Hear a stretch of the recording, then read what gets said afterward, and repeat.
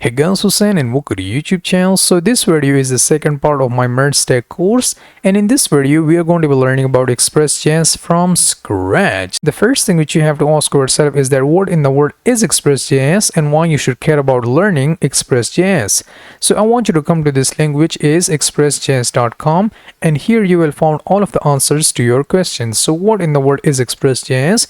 And they just wrap it right here. So Express.js is fast, unopinionated, minimalist web framework for Node.js. And if you're watching this course, so I probably assume that you already know Node.js. If you don't, so you can check out the entire course on Node.js on my YouTube channel. Anyway, so which kind of problems does Express.js solve? So Express.js allows us to create a web application. Why? Because Express.js is a node-based application which provides a set of features for web application and also for mobile application as well. Okay, so it allows us to create API, something which we are going to be covering throughout this entire course, and it is super fast. Okay, so if you've already worked with Express.js, so you already know the power and the performance of Express.js, and many popular frameworks are based on Express.js. Anyway, so that was just a quick introduction about what Express.js is. If you want to learn Express.js, so this course is totally for you. So that was it about the basic introduction of Express.js. So now let's get into the coding. So before we do that, I'm going to create a folder. I'm going to give a name of like a one or just one before Express.js. Okay, so I'm going to just open this folder inside my Visual Studio Coder, and throughout this course I'm going to be using a Visual Studio as my coder. Okay, so I'm going to open this folder in my Visual Studio Coder right here, and I'm going to create a file, give a name of like index.js, and also I'm going to open my terminal and I will just write npm init-y. There we go. I'm gonna hit enter, so it will now generate that package.json file for me. And here what I will do is that I'm going to just specify my type, and it will be now equals to module. Okay, so I'm going to save my file so that it will allow us to use modules inside our current file. So if we were using Express.js, so we would have to write code like this. So what we are doing is that first of all we are getting HTTP module from this HTTP, and then we are creating this server in Node.js, and then here we are just providing a basic routing right here. So if our request.url, I mean like just a URL, is equal to this /, so what do you want to do? We just want to first of all provide to the user the status code will be 201, the status message will be okay, and the content type, like whichever kind of data are we sending to the user, will be set to text /HTML.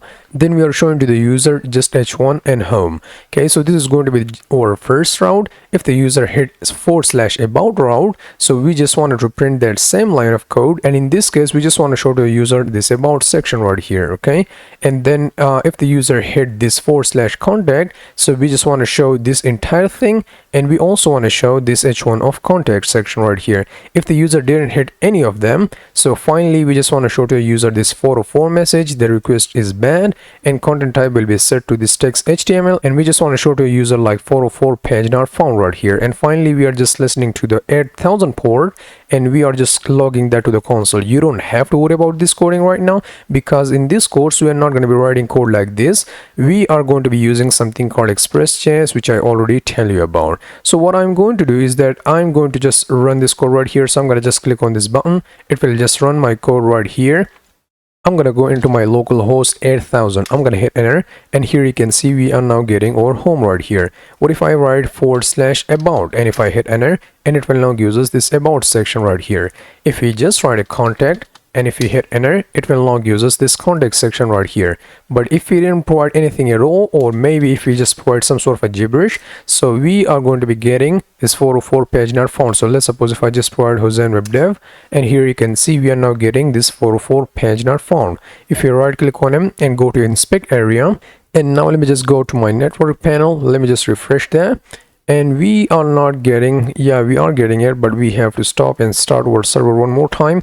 And now if I just refresh it, here you can see we are now getting our status code is now set to 404 bad request right here. So we would have to write coding like this just for writing these simple routes in vanilla Node.js. Okay, so this is the code we were writing before Express.js, and now it's time to refactor all of this code to Express.js. So that was it about before Express.js. So what I'm going to do is that I'm going to delete this folder from here, and now it's time to use our actual Express.js. So here you can see I am now inside this Express.js documentation. What I'm going to do is that I'm going to roll my mouse over to this getting started button, and then I'm going to just click on this installation, and it will now brings us to this page right here. So the first thing which they are asking is that first of all we have to create some sort of a folder, then we have to navigate into that folder, then we have to use this npm init to initialize our repository, or you can just use like npm init-y, which I already show you in my Node.js course, and it will just answer all of your questions. Then you can either use npm install express.js, or you can provide this -- no save flag right here. So this is temporary. If you want to provide it, so you can. If you don't want to provide it, so you don't have to. So what I'm going to do is that I'm going to just copy this command, and then I'm going to create my folder right here. I'm going to give a name of like exp for express.js, right click on him, and I'm going to open it with my Visual Studio Code right here. Alright, so what I'm going to do is that I'm going to create a file, give a name of like index.js right here, and I'm going to close that. Now it's time to initialize our repository. So the next thing which you have to do is that we have to install our Express.js, and if you want to install Express.js, so this is the command which you are going to be using. So here you can see we have first of all npm, then install. You can either provide install, or you can just use I to install this, and then the Express.js name. So what I'm going to do is that I'm going to hit enter, and it will just install Express.js in a second right in here. You will see that. Alright, so our Express.js is successfully installed, so I'm going to close that, and here you can see inside these dependencies we have our Express.js right here. Okay, so which means like we successfully install Express.js in our machine. So I'm going to just provide this optional file. You don't have to, but I'm going to provide it because I'm going to push all of my code into my GitHub repository. So I'm going to use git ignore. Okay, so I am going to just ignore this module right here. You don't have to specify that if you don't want to push your code into your GitHub repository. Okay, so I'm going to open my index.js file, and now what I'm going to do is that first of all we are going to be writing our first Express app. So if you want to write Express app, so the first thing which you have to do is that we have to import Express from Express.js right here. Okay, so we have to use import statement rather than constant. So here you can see we first of all import our Express.js from Express.js. So the second thing which you have to do is that we have to create an instance of this Express.js. So what I'm going to do is that I'm going to write const. You can give any name you want, but in my case I'm going to give a name of like app, and then here I'm going to just use express, express, and I'm going to just call it right here. So now we are creating an instance of this Express.js, and we are storing it inside this app right here. So this line of code will allows us to create a server, and it will do all of that heavy lifting which we don't have to do anymore. Okay, so finally we have to listen to that server. So we are going to be using app.listen, and here what we are going to be doing is that we have to specify some sort of a port, and here in my case I'm going to just specify 8000 right here. So a port will be a place where we are going to be running our code, and now here we also have to provide this optional callback function. Okay, so here I'm going to just write some sort of a I don't know, I'm going to write server up or something like that. So I'm going to save my file, so nothing will work. In this case you don't have to worry about this code for now. So I'm going to just write some sort of a code which you don't have to worry about, but I'm going to write it anyways because we want to see something. So I'm going to just use this app.get. It will take a callback function of request and response, and we are going to be just sending to the user like welcome to express.js right here. So I'm going to save my file, and now I have to click on this button to run our server, but something is missing. Import Express.js from Express.js. Cannot use imports. That's because I guess we forgot to include that type of module right here. So I'm going to just use type, and now let's just set that to modules right here. Okay, so now if you save that, and now if you click on them one more time, and here you can see our server is up, and now we can test the result of our coding. So I'm going to just write localhost 8000, and here you can see we are now getting welcome to Express.js right here. So this is how you're going to be installing Express.js in your machine, and this is how you're going to be using it, and that was our first Express.js app. So now let me review all of this coding which I wrote right here one more time, because throughout the course we are going to be writing this code again and again. So the first thing which we did is that we create a folder. So I'm going to write create folder. So the second thing which we did is that we use npm init-y to initialize our repository, and then we install Express.js in our machine. So we just write npm install Express.js right here. The fourth thing which we did is that we create the instance of that Express.js. So created the instance of Express.js, and then what we did is that we provide a port to it so that we can listen to that port. So provided a port or provide port would be fine. So we just provide this 8000 port, and you can specify whichever kind of port you want. You can provide 4000 or 2000 or something like that. And then finally we just write our basic route right here, which will just go to the home page right here, which you don't have to worry about for now, because I'm going to explain what a routing is and how it works in a very great depth. Okay, so this is how we can create our Express.js app right here. So I just want to make sure that you get every single thing which I did right here before jumping into the routing and all of that kind of stuff. So what I'm going to do is that I'm going to just write a basic routing right here. I'm going to save this file. I'm going to close my server right here. So now I'm going to install a node-mon in my repository. If you don't know what a node-mon is, so it means like you didn't watch my Node.js course. You have to watch my Node.js course before getting into Express.js with me. Anyway, so here you can see it will now just install this node-mon right here. I'm going to go into my package.json file one more time, and I'm going to just write a script for myself, which will be a dev right here. And I'm going to just replace it with node-mon index.js right here. So I'm going to save this file and open my terminal one more time, and I'm going to just use not node-mon, but I'm going to use npm run and dev. I'm going to hit enter. So here you can see it will now run our server by using a node-mon. So we don't have to stop and start our server again and again. So that's why we use node-mon. So now let's talk about the basic routing right here. So here we are going to be first of all getting, let me just zoom in a bit. First of all, we are going to be getting the instance of this Express.js right here. So we are going to be using that right here. And inside this instance, we have a lot of methods like router, apply, and all of that kind of stuff. But in this case, we are going to be providing something called HTTP method. So I'm going to just provide get in this case. And we have port, patch, delete, and all of that stuff, which I'm going to show you in a second. And then here we have to specify the path. So which kind of path or which kind of route we want to hit, or user head. So we are going to be just specifying the route, and this / means just a home route. And the next thing it will take is a callback function, and you can either provide this regular function right here, or you can omit that to a callback function. So in this case, I'm going to just refactor this code to a callback function, and it will take a request, response, and I'm going to just provide this error right here. Okay, so this is how we can create our basic Express.js route right here. So which means that if we hit this 8000, so what do you want to do? We just want to show to the user. So I'm going to just use res.send, and this send method allows us to send some sort of a data to the user as a response. So what I'm going to do is that I'm going to just write home right here in this case. So we just want to show to the user if they hit this 8000 port. So we just want to show to the user home right here. Okay, so I'm going to just save this file. And now if I just refresh right here, you can see it will now give us this home. Why? Because we hit this 8000 port right here. Let's suppose if you hit something else like something else, and if you hit enter, and here you can see it will now give us this message like cannot get something else right here. And let's just remove them. And I'm going to hit enter, and it will now give us this home right here. So this is how we can create our basic route.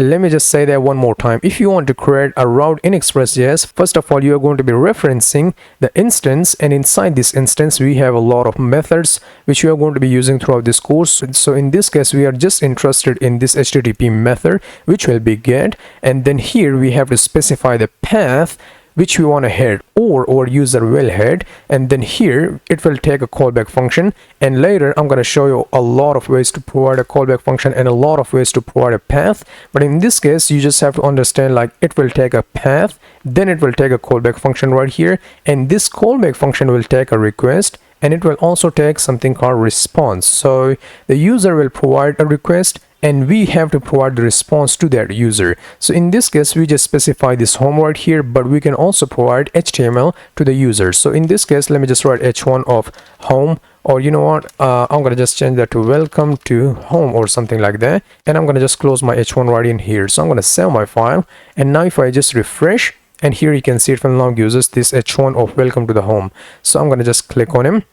And now here you can see it will now use us this h1 and welcome to home. So this is how we are going to be sending the response to our users by providing this HTML right here. So that was our first basic route. So now it's time to create one more route, and you can create unlimited amount of routes if you wanted to. So I'm going to use app.get one more time, and then in this case I'm going to just specify about right here, and then our callback function, which will take like request response. And in this case what I'm going to do is that I'm going to just write res.send, and then I'm going to use my h1 right here, and I'm going to just change that to about, and then here I'm going to just provide this eyes emojis. You don't have to do that, but I just kind of want to show you like what will happen if we hit this about section, and I'm going to just close my h1 right in here. So if we just hit 8000 ports, so it will give us welcome to the home. If we hit /about, it will give us this about section right here. I mean like this about text inside this h1, and it will also give us this emoji. So I'm going to just save this file, and now if I refresh, here you can see it will now give us welcome to the home. And if you hit or /about, and if you hit enter, and here you can see it will now give us this about section, I mean like this about text, and also this emoji right here. Okay, so this one's our second route. So now let's just create one more. I'm going to use app.get one more time, and in this case it will go to contact page right here. It will take request response, and in this case what we are doing is that we are going to be just writing res.send of h1 contact page or something like that. I'm going to just close my h1 right in here. So if we save that, and now let's just replace this about to contact, and if we hit enter, and here you can see we are now getting this contact page right here. If you hit something else like apple.com or something, so here you can see it will now give us cannot get apple. Okay, so this is how we can provide a basic routing in Express.js, and you can create like more Express.js route by yourself. So it's totally easy. First of all, you have to reference this app instance, then you have to use some sort of a get method, and then you have to provide your callback function, and here you can do whatever you want to do. Okay, so you can log to the console, or you can later on in this course we are going to be learning a lot of stuff. So yeah, that was a basic routing in Express.js. So what I'll do is that I'm going to delete these 3 routes or maybe 2 routes, and I'm going to just leave this one route right here. Okay, so now let's talk about the HTTP methods. So we have a lot of HTTP methods, but I'm going to just show you a few of them, like HTTP methods right here. So the first one which I'm going to show you is something called a get, and let's just write that emoji, and get method will allows us to retrieve data. Okay, so we can use this get method to retrieve data, and then we have a post, and this post method allows us to either create or insert data to some sort of a database or something like that, which we are going to be also learning throughout this course, or maybe in the next course once we are learning about mongoose and all of that kind of stuff. So then we have a put request right here, not request but method, and put will allows us to completely update our data. And then we have a patch, patch, and patch method will allows us to partially update our data. Then we have a delete, and delete, as the name suggests, will allows us to delete our data. And then finally we have all, and we are not going to be using all that much, and it will work for any HTTP request method. So the first method we have is a get method, and get method will allows us to retrieve data. So like anytime you want to get some sort of a data, so for that we are going to be using this get method. The next one we have is a post method, and the post method will allows us to either create a data or insert data to some sort of a database like MongoDB, Mongoose, or something like that, which we are going to be also learning throughout, maybe in this course or maybe in the upcoming courses.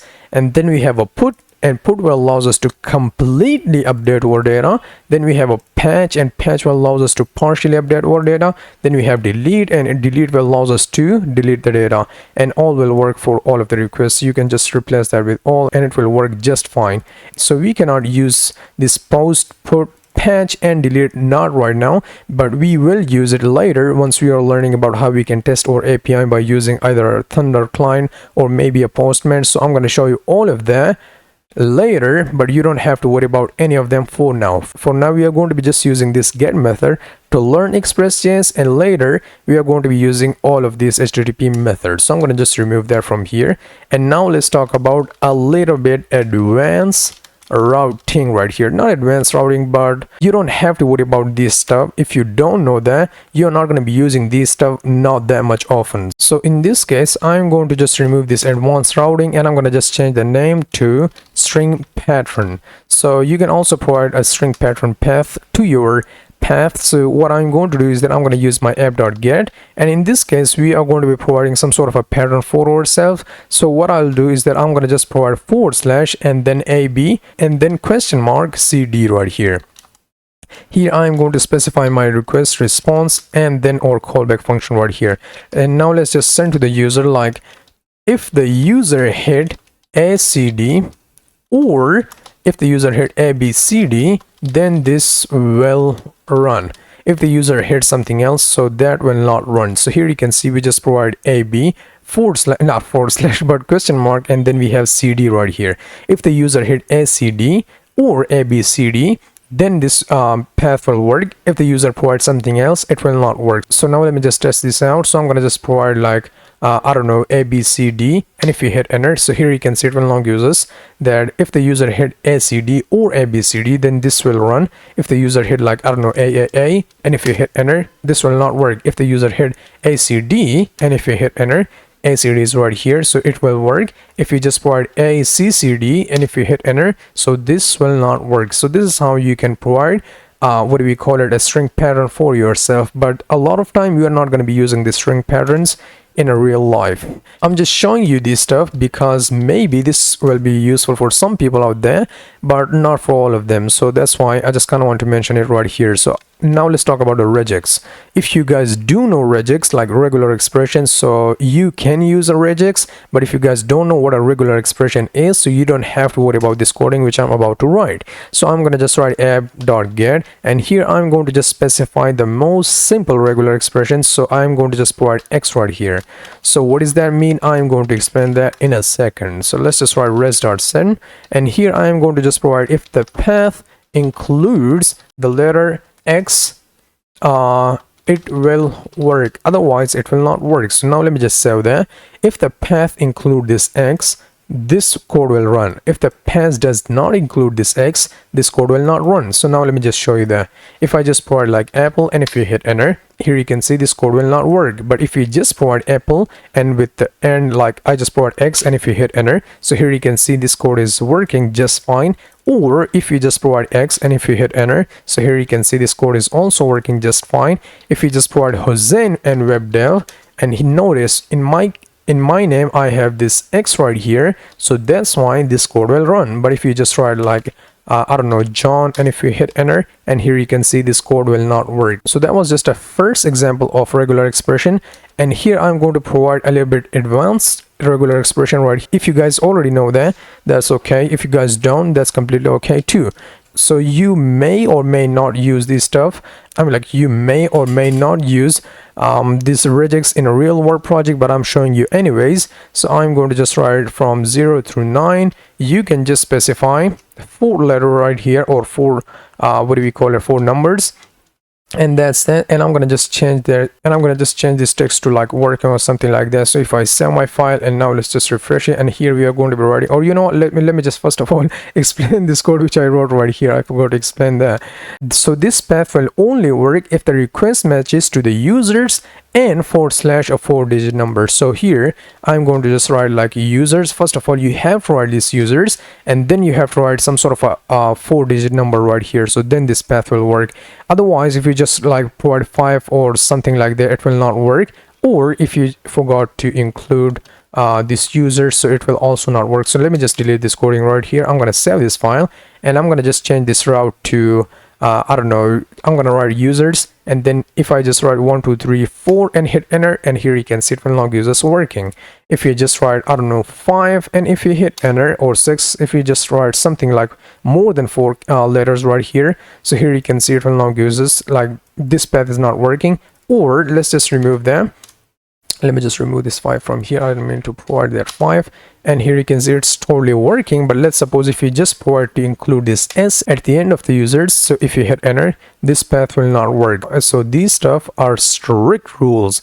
You have to keep that in mind. So that was it about the regular expression routing. And now let's talk about the nested routes. So what I'm going to do is that I'm going to just write app.get, and in this case I'm going to just write, like, I don't know, products and / about right here. Okay, so products about, or maybe a product will be now set to iPhone or something like that, and it will take request response.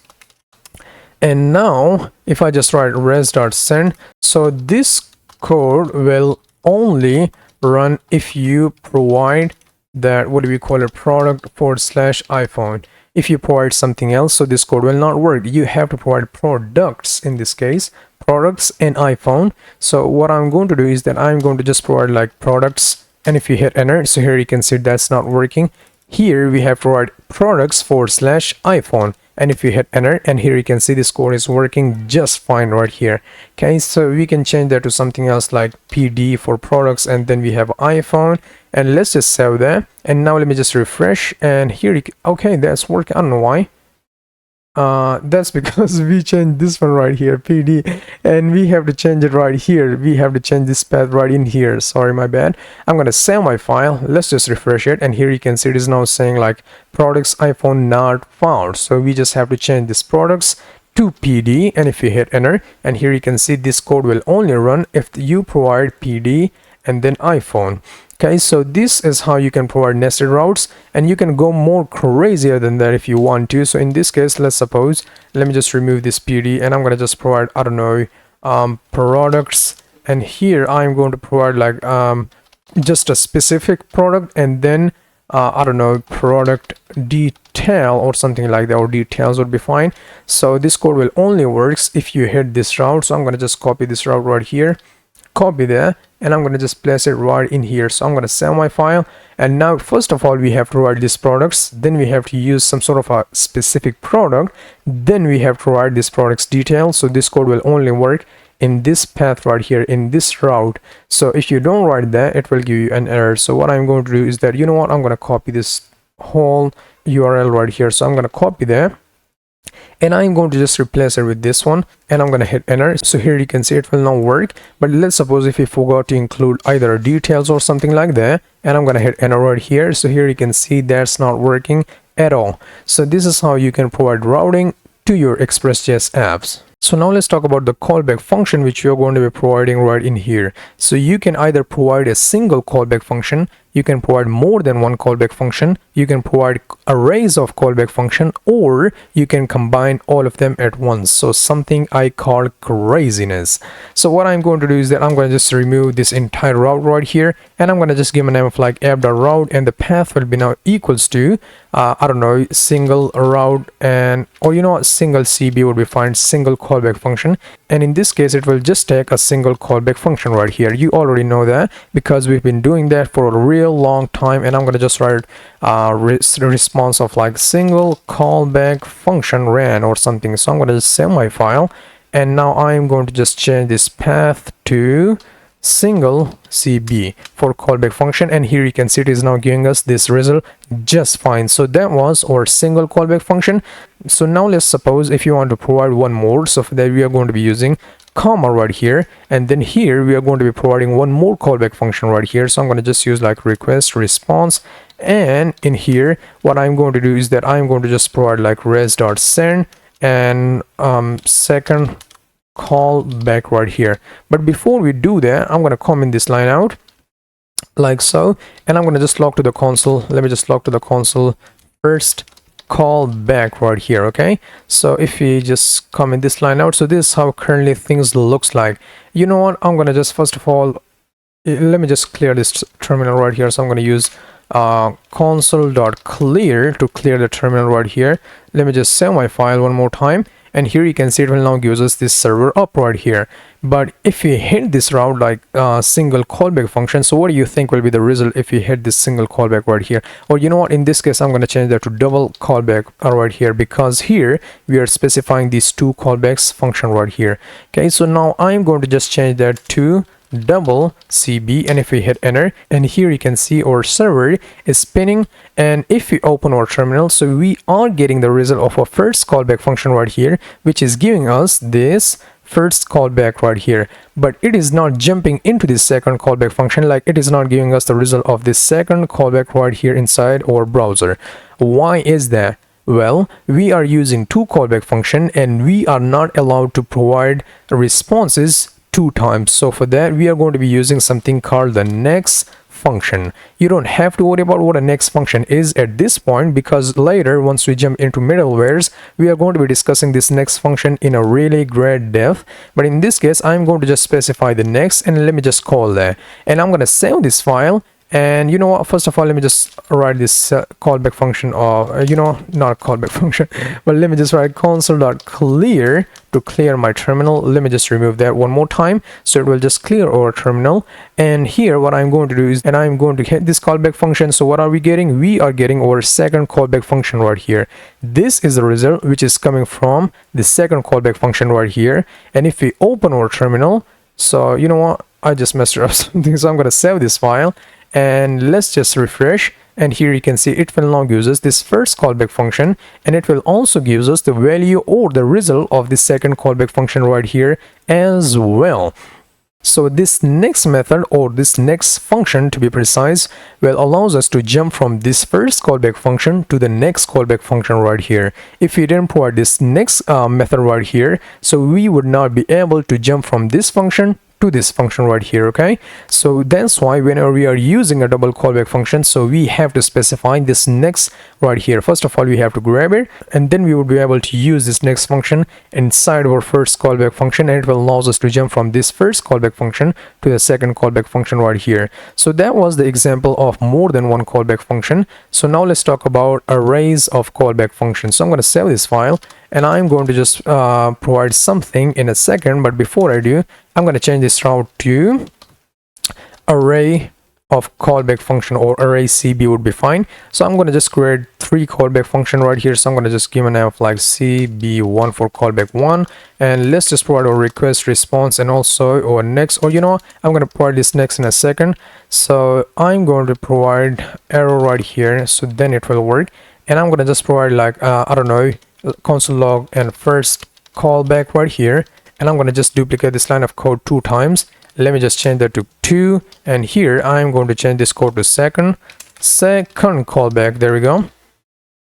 And I am going to change this code to 3, and you can specify how many you want, but in this case I am going to just provide these 3 right here. So we have this third callback functions. So what we are doing is that we are just creating these 3 callback functions right here. So we have cb1, cb2, and cb3 right here. And now if you want to specify all of these callback function to this route, so what do we have to do? We are going to be writing first of all array, and in this case we are going to be specifying the callback 1, 2, and 3.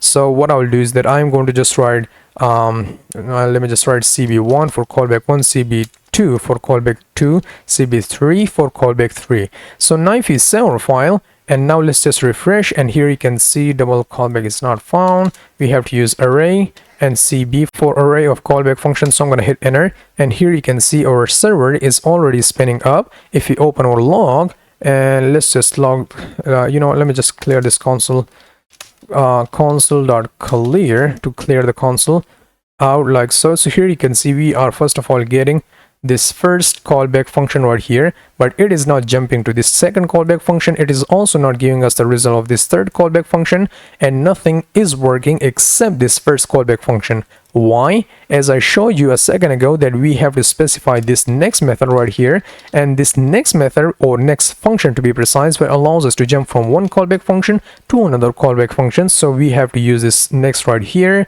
We have to use it right here as well. So I'm going to first of all grab it from here.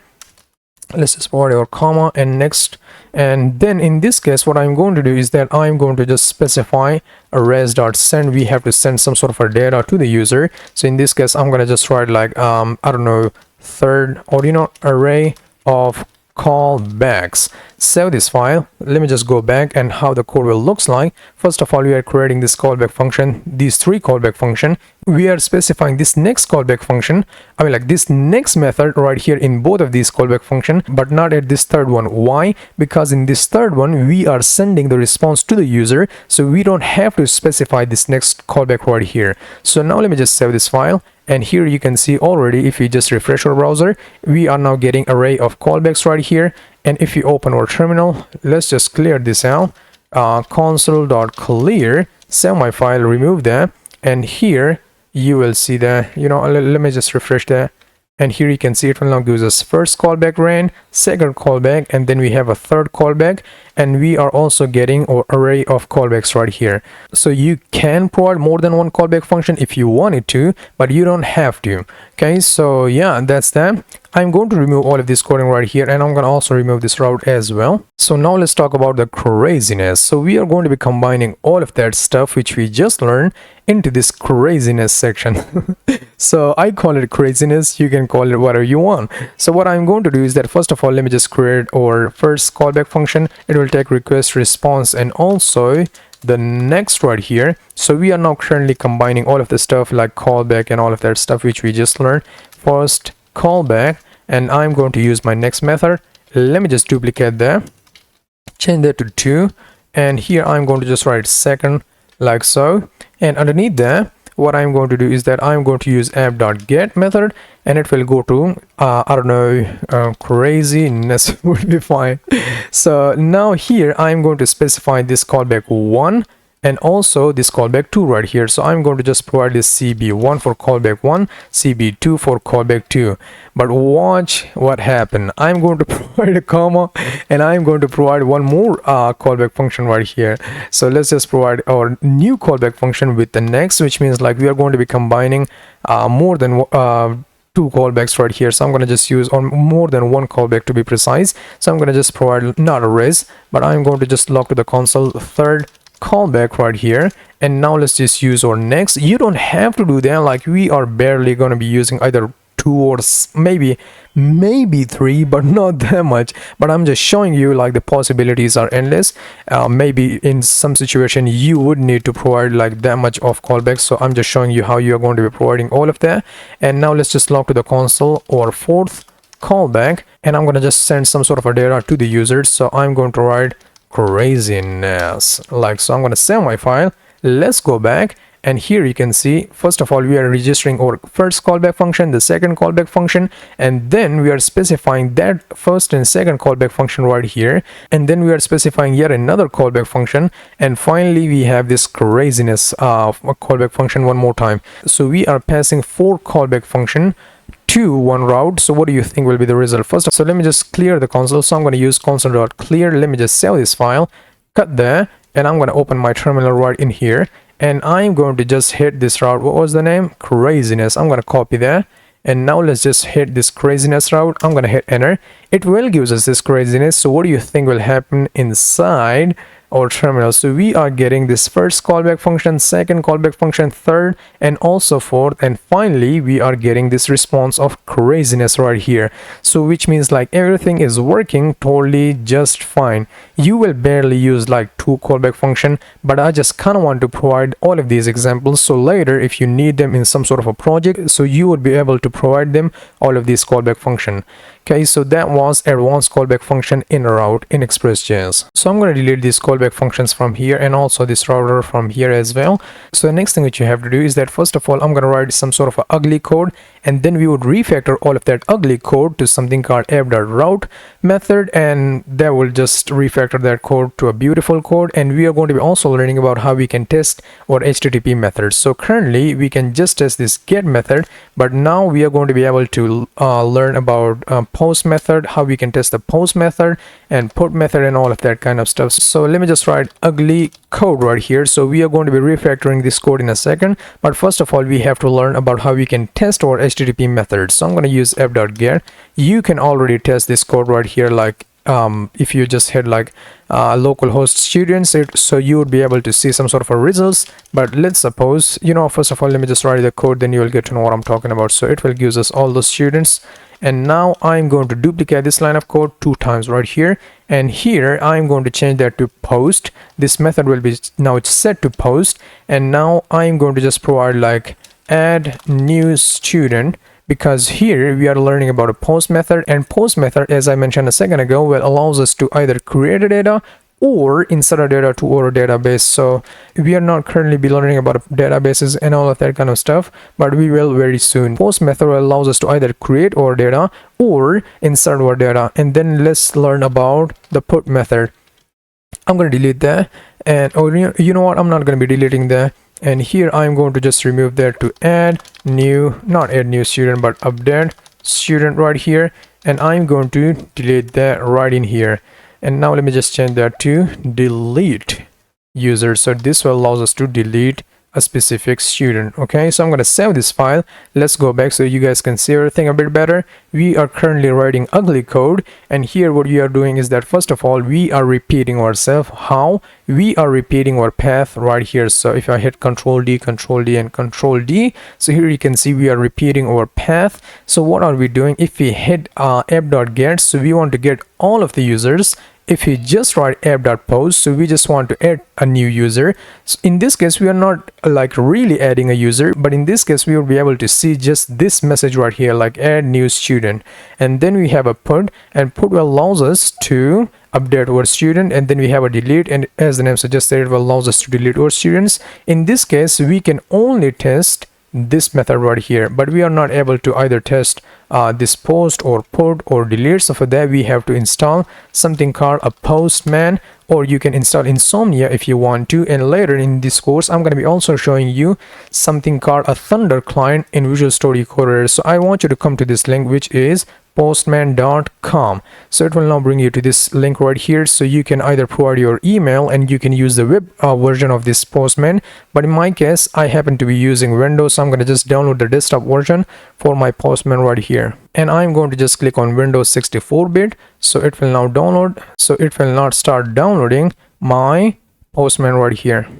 So I'm going to fast forward this video once that Postman is done, and then I will be use this Postman to test my HTTP methods. So now our Postman is successfully downloaded, so I'm going to click on that to install it. So it will now give us that pop-up box, or you know what, it will install it by itself. I'm gonna just have to wait for it. And there we go. Here you can see we have our not Thunder client, but we have our Postman right in here. Let me just wait for it to render. So create your account or sign up. So it is now asking us like you can either create your account or you can sign it. So I'm going to just skip that for now. We don't want to create our account inside there. I mean, like, you totally can if you wanted to, but in this case we are not creating our account or anything like that. So what I'm going to do is that I'm going to just write HTTPS, not S. Are we just typing HTTPS or just HTTP? You know, I'm going to copy this line and I'm going to just place it right in here. So we have HTTP, then we have a localhost 8000. In this case, we are listening on this port, which is the student port right here. So we are providing the student port to all of these. So what I'm going to do is that, so here you can see our HTTP method is now set to this get right here, and we can change that to post, we can change that to put, patch, delete, and head, and all of that kind of stuff. So I'm going to just change that to student right here. So if we click on this send button, so here you can see it will now give us this all students right here. So let me just zoom in a bit so you guys can see everything a bit better. It will now give us this all students right here. Why? That's because we are currently specifying this get method right here, and it is now saying all the students. So let's suppose if we change our method to post and then we search for the students, so it will now give us add new students right here. So I'm going to just change that to post in this case, and I'm going to just click on this button one more time, and here you can see it is now giving us add new student right here. If we change that to put, and if we click on this send button, it will now give us update student right here. If we change that to delete, let's just click on him and click on this delete right here, and if we click on send, and it is now giving us this delete student right here. So everything is working the way we expect him to work. So I'm going to just click on this button one more time, and I'm going to just set that to get. Let me just click on him one more time. I'm going to hit Control S to save my request somewhere. Okay, so first of all, we have to create some sort of account, then we would be able to test our API. I mean, like, we totally can test our API, but if you want to store these, so for that we are going to be creating some sort of what do we call it, for that we are going to be creating some sort of a account inside this Postman right here. So you totally can create an account, but I will do that but later. So now what I'm going to do is that I'm going to comment all of this out. So now let's just refactor this code to use something called the app.route method right here. So I'm going to just write a refactor. And what is that app.route? So let me just write app.route. So what in the world is this app.router will do for us? So this app.router, it returns an instance of single route, which you can then use to handle HTTP verbs with optional middleware, something which we are going to be learning later in this course. So by HTTP verbs, I mean all of these HTTP verbs right here. Basically, we use this app.route to avoid duplicate code. So let's suppose if you want to refactor all of this coding into using app.route, so we are going to be first of all writing app.route in this case, and we are going to be just specifying the route name. So in this case, we are repeating the student all the time, like we are repeating the student right here, here, here, and all of these methods. So what I'm going to do is that I'm going to just provide this route right here, and notice here we are not using any get or any put or anything like that. We are using a route right here, and then we can chain or get method and all of that kind of stuff. So now let me just chain my get method, and now let's just write request response, and here I'm going to send some sort of a response like res.send all students, and now I'm going to save that. I'm going to also chain my get method, not get method, we already chained that. I'm going to use post method. It will also take request response, and let's just provide or I'm going to remove these curly braces from here. Let's just save that, or I'm going to hit enter right in here, and let me just hit enter right here as well. I'm going to use res.send in here as well, and I'm going to just write like add new student, and let's just chain or put method right here as well. I'm going to write request response, and here I'm going to just write response.send, and we are going to be sending this response which will say like update the student. And then finally we are going to be writing our delete method. It will also take request response, and we are going to be writing response.send, and here we are going to be just writing either remove students or I don't know, delete student right here. Okay, so I'm going to save this file, and here you can see we now refactor all of this ugly code to this simple app.route right here. So what do we have to do? First of all, we have to reference this instance, then we have to use this app.route. Here we have to specify the path which we are going to be using for all of these requests right here. So then finally we can chain all of these HTTP method right here, like we can chain get, put, like post, put, delete, and patch, and all of that kind of stuff. And here you can do whatever you want to do. You can provide curly braces and you can write your code like that, but in this case I want to just provide this we just want to send this data, so I didn't provide any of their curly braces. So this is how we are going to be refactoring our code to use app.route right here. So now let me just save that, and now let me just test so that everything is working the way we expect him to work. I'm going to just click on him, and it will now give us all the students. I'm going to change that to post. I'm going to save that, and let's just send it. It will now give us add new student. I'm going to click on that, click on a put, send it. It will now give us update the student. And now I'm going to just click on delete, and now let me just click on this send button, and it will now give us delete student right here. And in the next section I'm going to provide my email address to this Postman right here. So then we would be able to save or work inside this Postman right here as well. So that was it about how we can test our API or routes to be precise, and this is how we are going to be refactoring all of this ugly code to use this app.route in Express.js. So I just logged into this Postman right here, and I just provide my Gmail account and all of that kind of stuff. You should also do that because Postman is a great tool to work with, and we are not going to be diving into a Postman in that much detail in this course. Maybe in future I'm going to create a separate course on Postman, but that's another story. So here you can see it will now gives us this kind of layout right here. So we have first of all collection, then we have our environment. We can set up our environment variables right here if you want to. We can check the history, like which kind of request we did. We can also check out this overview right here. So these are other things, and we can also check our request time where we did, and we can also check out the responses and all of that kind of stuff. So what I'm going to do is that I'm going to just go to my collections right here. So I'm going to just click on this send button, and here you can see it will now give us all of the students right here. So I'm going to just collapse this collection area, and I'm going to just zoom in a bit so you guys can see everything a bit better. Okay, so that's looking cool. So we are going to be providing our URLs right here, and we are going to be setting our methods right here. And then if you just click on it, so like let's suppose if I just choose this delete, and if you click on this send, and here you can see it will now give us delete student right here.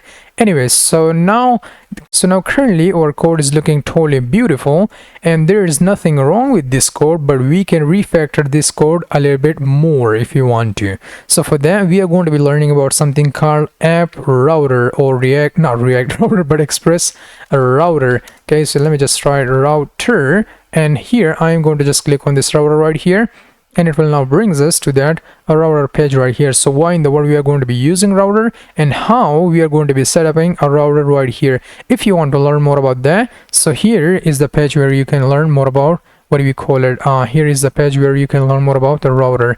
Anyway, so what I'm going to do is that I'm going to delete all of this code from here, and I'm going to just first of all write a few comments right here. So the first thing which you have to do is that we have to create the routes folder and put your routes in a separate file. Okay, so in this case we are going to be first of all creating a separate folder for our routes, and we are going to be storing a separate routes inside a separate file. So this is going to be our first step, and this is, I mean, like, you don't have to do that, but nowadays if you want to work with the bigger applications, so for that you have to make a setup like this. Like, you have to use a what do we call it, Express router, which I'm about to show you. So the next thing which you have to do is that you have to create the instance. Let me just write instance of express.router. So this is going to be the second step. So the third step which you have to do is that we have to just write instead of app.method, like we have to write, like, let me just write method. In this case we have to change that to route.method. So route, not route, but router.method, which I'm going to also show you in a second. But first of all, let me just write these comments. So like, what do you want to do in this specific section? The next thing which you have to do is that we have to export our router, and then we have to import that router inside this index.js file right here. Like, this index.js file will be our main file, so that's why we are going to be rendering, or that's why we are going to be importing all of our routes inside this index.js file right here. So the sixth thing which you have to do is that we have to use something called use the app.use method, which, this app.use method is a built-in something called middleware, and provide your routes. So we are going to be learning about this middlewares in a really great depth, but for now we are going to be just working with our current router. So the first thing which you have to do is that we have to create a folder and put our routes in a separate file. So I'm going to just create that folder. I'm going to give a name of like routes or something like that, and I'm going to create a file. Let me just zoom in a bit. I'm going to create a file. I'm going to give a name of like student.js right here. So now here what we did is that we create a folder of routes, and inside this folder we have our student.js file right here. Okay, so what I'm going to do is that I already removed that code, but let me just write it manually. So the first thing which you have to do is that we have to import our Express.js. That's like obvious, we have to export our Express.js right here, because we are going to be using our app router, so that's why we have to import our Express.js right here. So the next thing which you have to do is that we have to write const router. You can give any name you want to, but in my case I'm going to give a name of like router, and it will be now equals to express.router right here. So we have to call that, like, anytime you want to use Express router you have to write code like this. Okay, so this is going to be our second step, and now let's just create our routes. So till this point we were using like app dot, let me just write app dot and then some sort of a method, but in this case we are going to be writing a router instead of that what do we call it, app. So I'm going to just write a router and then get method, and in this case we just want to call, like, I don't know, all the students. So I'm going to just provide my callback function, request and response, and here I'm going to just send this response to the user like all students. And now I'm going to duplicate that a few times right here. I'm going to change that from get to post, and here I'm going to just write create, and I'm going to change this one from get to put, and here I'm going to just pass like update, and inside this area I'm going to change that to put. In this case we already changed that to put, so I'm going to change that to delete in this case, and I'm going to just write delete. There we go. So let me just change these text right here inside there. So we just want to write like, I don't know, create a new or you know what, sign in new student or something like that, and update student ID or something like update student ID. Let's just remove that and delete or remove student from the database. Remove student from the DB for, or you know, I'm gonna just write database like that. So now let me just save that. So we import our Express.js, we create the instance of our router right here. And here what we are doing is that instead of that app, we are using this router right here, and then we are specifying our different kind of routes right here. Okay, so the final thing which we have to do is that we have to export this router by default and just write a router right here. So let me just go back so you guys can see everything a bit better. And first of all, we are importing our stuff. Then what we are doing is that we are creating our different routes. You can create one or more than one, but in my case I just kind of want to provide all of the routes so that you guys can see everything in one file. And finally, we are just exporting our route right here. So the next thing which you have to do is that I'm going to, first of all, let's just remove these comments from here, and I'm going to grab my student routes. So I'm going to just write students from, let's just go up a level. So I'm going to just write /, and I'm going to just choose these routes right here. Inside these routes we have the students, but don't forget to include .js. like you have to specify this .js right here extension. Believe me, like I get this error like all the time. so that's why I want to emphasize, like you have to provide this .js extension at the end. Anytime, like sometime we just use, I don't know, like some sort of image, and we just want to write, I don't know, a teacher or something, and if we hit enter, it will just auto complete it for us. But I want you to notice at the end, like you have to specify that .js extension at the end. So now the next thing which you have to do is that we finally have to use this app.use, and this app.use will allows us to run our middleware for every route right here. So anytime we run some sort of a route, so their middleware will run. So in this case we are going to be just specifying /students, or you know, student will be fine. I'm going to just write students right here, and then I'm going to just pass my students right here. So what do you think will be the result if I save this file? And now let me just go right here, and I'm going to just specify, I don't know, I'm going to just specify student, and then / what was the name? All. Yeah, all. I'm gonna hit enter, and instead of a student, I'm gonna have to write plural students, and I'm gonna hit enter, and here you can see it is now giving us all the students, but we cannot test the rest of these routes right here. That's because this one is using this post method, this one is using put, and this one is using delete. So for that we are going to be jumping into our Postman right here one more time. So what I'll do is that I'm gonna just first of all select my get method right here, and I'm gonna just click on this send button, and it will now give us error unexpectedly. Okay, here you can see is that we are providing a student, but we are not providing this all right here. So it will take a route like, first of all you have to provide this students right here, then you are going to be either using this all, or you're going to be using this create, or you're going to be using this update, or you're going to be using this delete. Like don't forget that anytime you want to work with a router, first of all you have to specify this route path right here, and then you are going to be specifying this route path as well. And here is a caution. I don't know how to spell a caution. Anyways, I'm gonna just remove that. So here is a caution for you. Like in some situation we are going to be testing our code, and we would provide this path like totally correctly. We are going to be first of all writing the students, and then we are going to be writing our all, or maybe create, or maybe update, or something like that. And here we are not going to be noticing this method, like we will just totally forget that, and it will give us a totally cool error. So let's suppose if I just write / all, and if I just hit enter, maybe I'm gonna just hit enter, and it will now give us, I already know why, because here instead of student I'm gonna have to provide students like s at the end right here. I'm gonna just click on this send button one more time, and here you can see it will now give us all the students right here.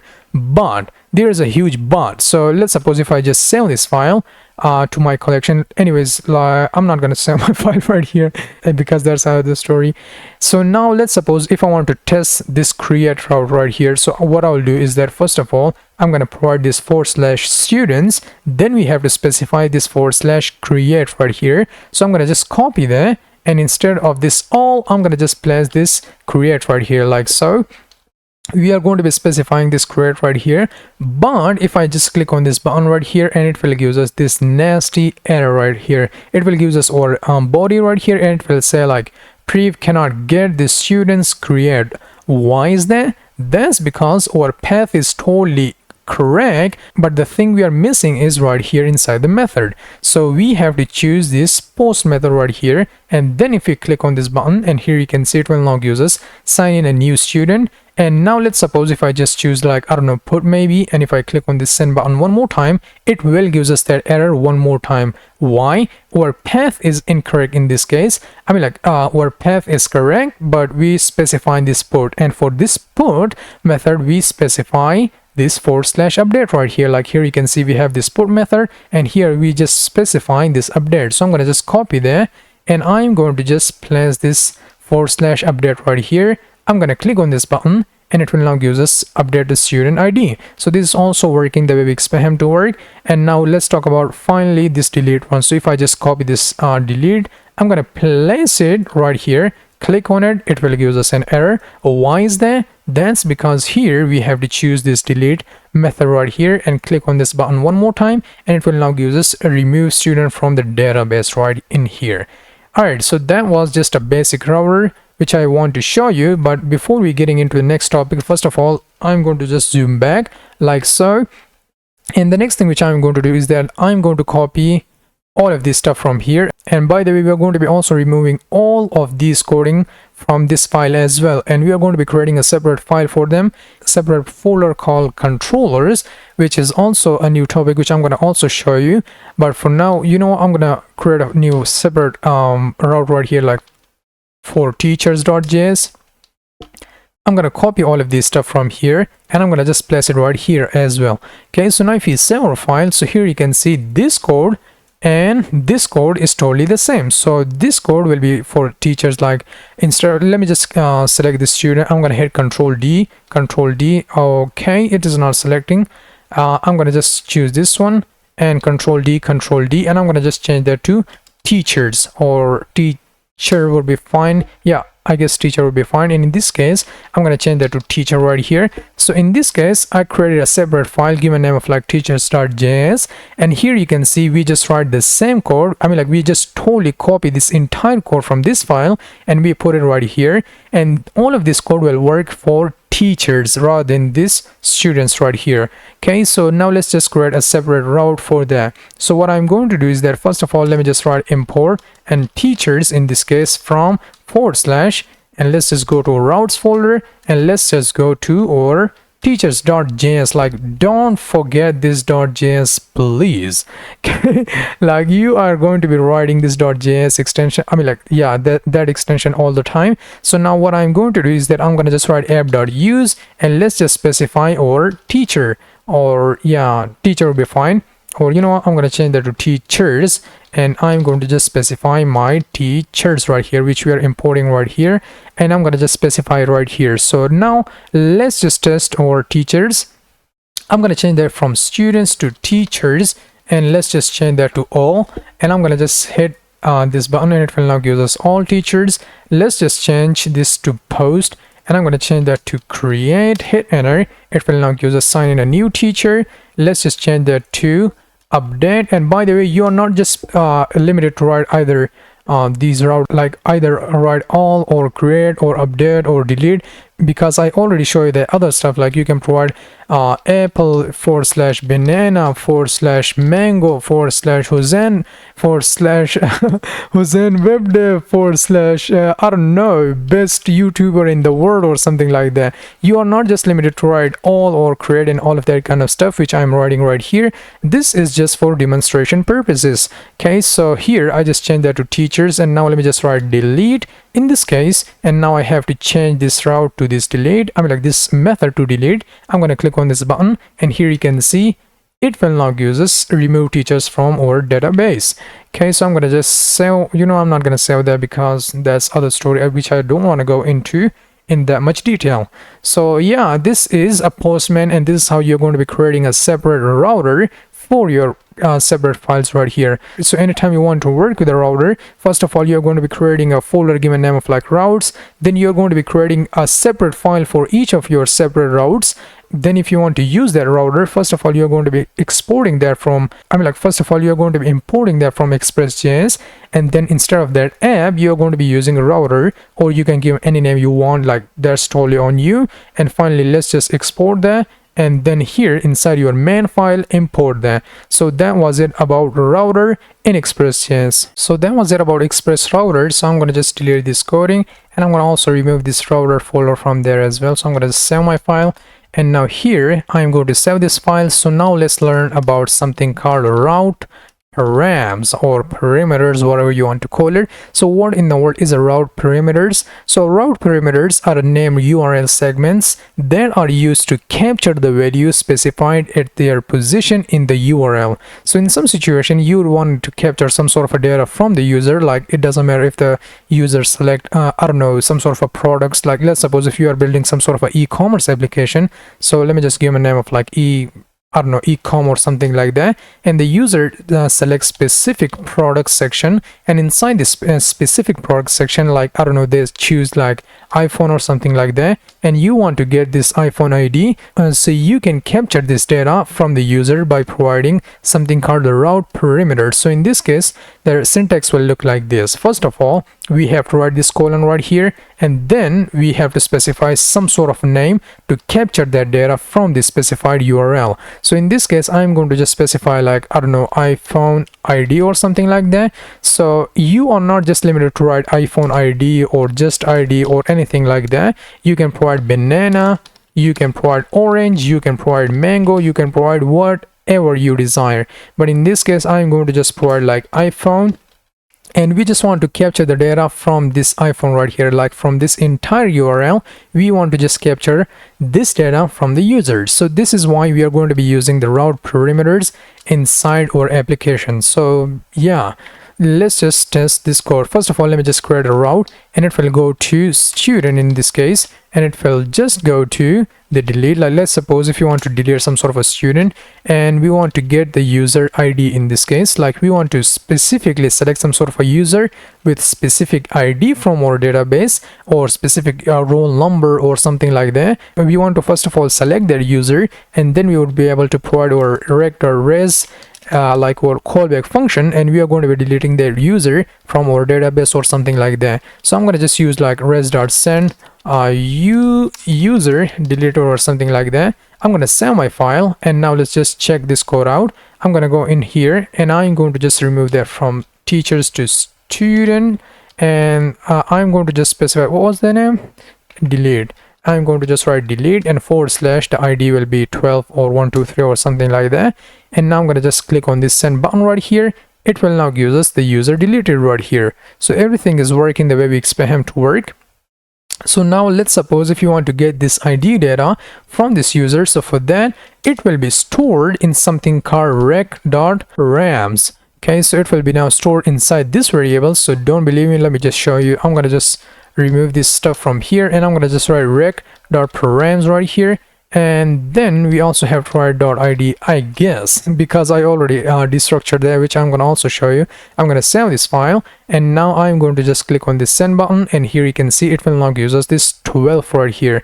Okay, so you know, I'm going to just remove this stuff from here. I don't have to provide that. I'm going to just click on this button one more time, and here you can see it will now give us this 12 right here.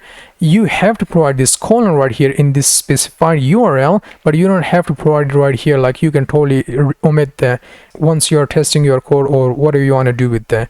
Anyways, so here you can see you're now getting 12. We can change that to 20 or something like that. I'm going to click on this send button one more time. It will now give us 20 right here. So everything is working the way we expect him to work. So yeah, this is how we are going to be getting that specific data from this specific URL. So now let's suppose, let me just give you that e-commerce website example one more time. So I'm going to just write e-com. So this is going to be our website name, and we are going to be going into the products section, and inside this product section we want to just get our iPhone, and then inside this did I spell it correctly, iPhone, and then we want to just get some sort of an iPhone right here, like I don't know, 13 Pro Max or 14, or 15 Pro Max would be fine. Okay, so I'm gonna just, I'm not gonna be providing 14 and 15 right here, because here we are going to be writing some sort of a variable for ourselves so that we can capture them. So I'm going to just write model in this case, so our iPhone model. So what I'm going to do is that I'm going to highlight that, I'm going to copy that, and I'm going to just place it right here. I'm going to remove this here, and we now specified this URL right here. Okay, so now in this case, let's suppose I want to get, like, I don't know, iPhone 15 or something like that. I'm going to click on this button, and it will not give us anything, because here I use ID right here, and here we are specifying the model. So I'm going to copy this model, I'm going to place it right here. Let me just save my file, and now if I click on this button, and here you can see it is now giving us this iPhone 15. We can also write our codes for that. So I'm going to just write codes, and I'm going to just write iPhone, give a space, and here we can also provide what do we call it, let me just provide a plus symbol, or I'm going to provide a comma, and a model or Pro Max or Pro Max or something like this. So let me just save that. Let me just click on this button one more time, and we are now getting iPhone, but we are not getting anyway. So that's another story. I don't want to get into that much detail. And here Pro Max. So I'm gonna just remove that. And now let's suppose if you want to destructure this data, and we want to use it inside this route right here, so we can also destructure this data right here. So what I will do is that I'm going to just reuse, like, first of all, let me just write res.send of hello. So this is going to be a route. And now let's suppose if you just specifically want to destructure this model right here, so we are going to be just writing const, and here we are going to be specifying our destructuring pattern right here, and I'm going to just destructure the model from, not from, but equal to this request.params right here. Okay, so now we successfully get there. Let me just copy that from here, and I'm going to just place it right in here. Save my file, and let me just click on this button, and it will now use us iPhone 15 right here. So now we will be able to use the other stuff. So I'm going to just provide my backtext right here, and I'm going to just write iPhone, and then my model. Let me just put my model, or let me just render my model dynamically, and Pro and Max right here. So I'm going to save my file, and now if you click on this button, and here you can see it will now use us iPhone 15 Pro Max right here. We can change that to I don't know, 14 or 13 or something like that. I'm going to click on that, and here you can see it will now use us iPhone 12 Pro Max. So this is how we are going to be capturing a specific data from a specified URL. So that's why we are going to be using this route parameters. You can also provide multiple routes if you want to. So in this case, I'm going to delete that, and in this case I am going to just provide, like, I don't know, products or product right here in this case, and I want to just get my category, and I'm going to also get my ID right here, like some sort of a product. We want to get the category of that product, and in this case we just want to get that ID as well. So now we are interested in getting these two data from this URL right here. So what I'm going to do is that here I'm going to first of all destructure this category. So I'm going to use category, I'm going to provide a comma, and I'm going to also provide this ID right here. Okay, so I'm going to remove this coding from here, and I'm going to just provide a product category, and it will be now equals to, or I'm going to just put it inside this what do we call it, parentheses right here, and I'm going to just render it dynamically. So I'm going to just write my category, product category will be category, and product ID will be just this ID right here. So now I'm going to save my file, and now in this case I want to remove these products from here. Oh, what, I shouldn't have to remove that products right here. I have to write a product singular, and then we have to write a category of, like, I don't know, electronics or iPhones would be fine in this case, iPhones. So this is going to be the category, and the product ID will be, I don't know, some sort of a random ID, like 4123 or something like that. I'm going to click on this send button, and it is now giving me this beautiful error. That's because here we specified this ecom right here. We have to remove that. I'm going to click on this button, and it will now give us the product category will be now set to iPhones, and the product ID will be now set to that. Okay, so this is how we are going to be destructuring multiple parameters or multiple request parameters by using our destructuring pattern right here. Okay, so let me just give you one last example, and then that will be it for this products what do we call it, route parameters. So I'm going to just write product, and I'm going to just write like order, like we have first of all some sort of a product, and then we are going to be ordering that product from a specific day, and also from a specific month, and also from a specific year. Okay, so let's suppose we want to destructure that stuff. So I'm going to just destructure my day, I'm going to also destructure my month, and I'm going to also destructure my year right here. Okay, so what I'm going to do is that I'm going to just remove this coding from here, and I'm going to just replace it with like product order, or product was ordered on this date. So I'm going to just write first of all my day / and then let me just render my month, and then / let me just write / one more time, and I'm going to just also render my year right here. So I'm going to save my file, and now what I'm going to do is that I'm going to first of all, let me just get that, and let me just copy that from here. I'm going to place it right here.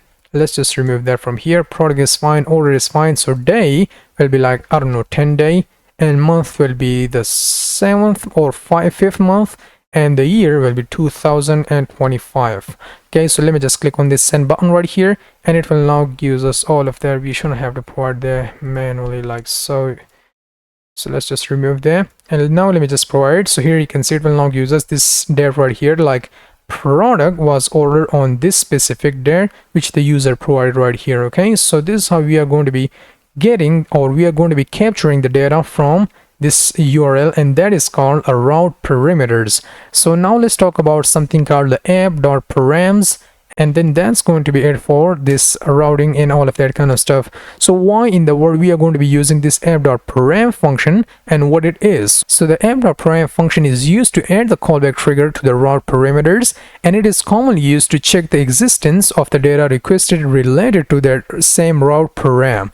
Okay, so the syntax will look like this. First of all, we are going to be writing some sort of app, and then we are going to be using param, and then here inside there we are going to be specifying the name and also the callback function right here. So that's going to be it. So now let me just write app.param in this case, and this is a function by the way, and here we are going to be just providing like I don't know, I'm going to just provide ID in this case because we've been using this ID a lot, and I'm going to just provide request, response, and also my next method, and in this case we are going to be also specifying our ID right here. Okay, so that's that. I'm going to log that ID to the console by using my ID, and let's just put that ID dynamically, and I'm going to also use this next method to jump to our next middleware, or to jump to our next function in this case, and I'm going to just provide app.get like some sort of a route in this case, and it will take like user and ID right here. In this case, maybe I'm going to just provide user and ID. You can provide the students or whatever you want, and I'm going to log to the console like this is user, or user like so, user ID path. Underneath that, I'm going to also send to the user like res.send response. Okay, so I'm going to just save this file, and now what I'm going to do is that I'm going to just hit this route right here. So I'm going to just provide the user /user, and the ID will be like I don't know, 1000 or 100 would be fine. I'm going to click on this link right here, and it will now give us the response is totally okay. And now let's just check our console, and you know what, let me just first of all use my something called console.clear to clear my console out. Let's just remove them. It will now give the server up. Let's just click on this button one more time. It will now give us response okay. So first of all, it will now give us the ID of 100 right here. That's because here we specified this 100 right here, and it will also give us like this is a user ID path right here. Okay, so everything is working the way we expect him to work, but there's a gotcha.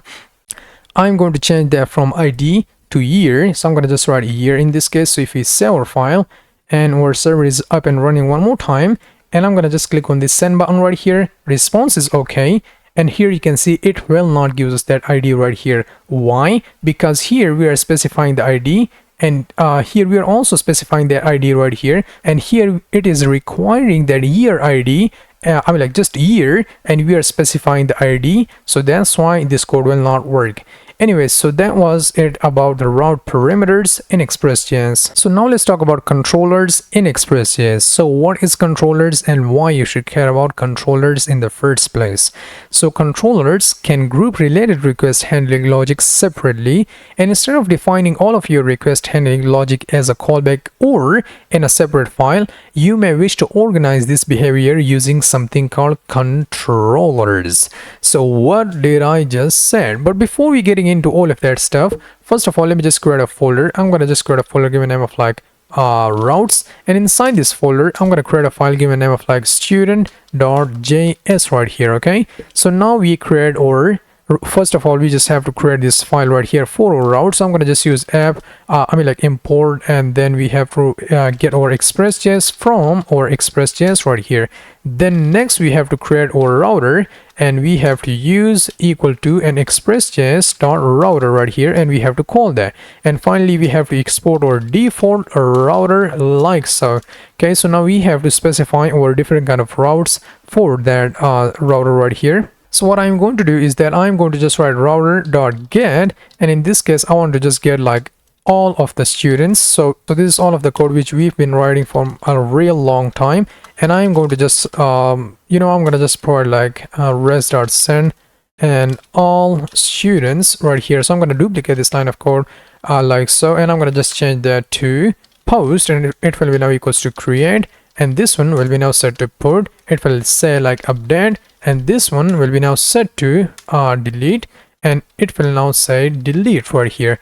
And now let's just change these levels to like I don't know, create new user, and then here update user, come on, update user, and this one will say delete user right here. Okay, so now let's just save our file. So now here you can see we just have one line of code right here, but let's just imagine if you are working with Mongoose or maybe MongoDB, some sort of a database right here, you're going to be getting the user first of all, then you're going to be using a try catch blocks to identify the user, and then you're going to be specifying all of the logic which this all method will do for you. In this case we are just specifying this one line of code right here, which will just give us all students right here.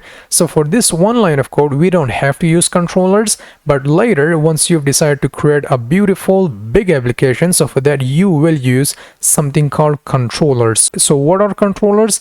Controllers are nothing more but just a file, just a separate file for each of these request logic right here. So we are going to be extracting all of this logic from this each method right here, and we are going to be creating a folder, and then inside that folder we are going to be creating a different kind of files for this specific logic. So let me just write some sort of a code, and then you will get to know what I'm talking about. So I'm going to just first of all, let me just create a folder. I'm going to give a name of like controllers right here. I'm going to hit enter, and now inside this folder I'm going to create a new file. I'm going to give a name of like students.js right here, or you know what, instead of a students I'm going to just write a student singular. I'm going to hit enter right here, and what I'm going to do is that I'm going to just import my Express from this Express first of all. So that's for sure, like we have to do that. And the next thing which you have to do is that let me just cut this code from here.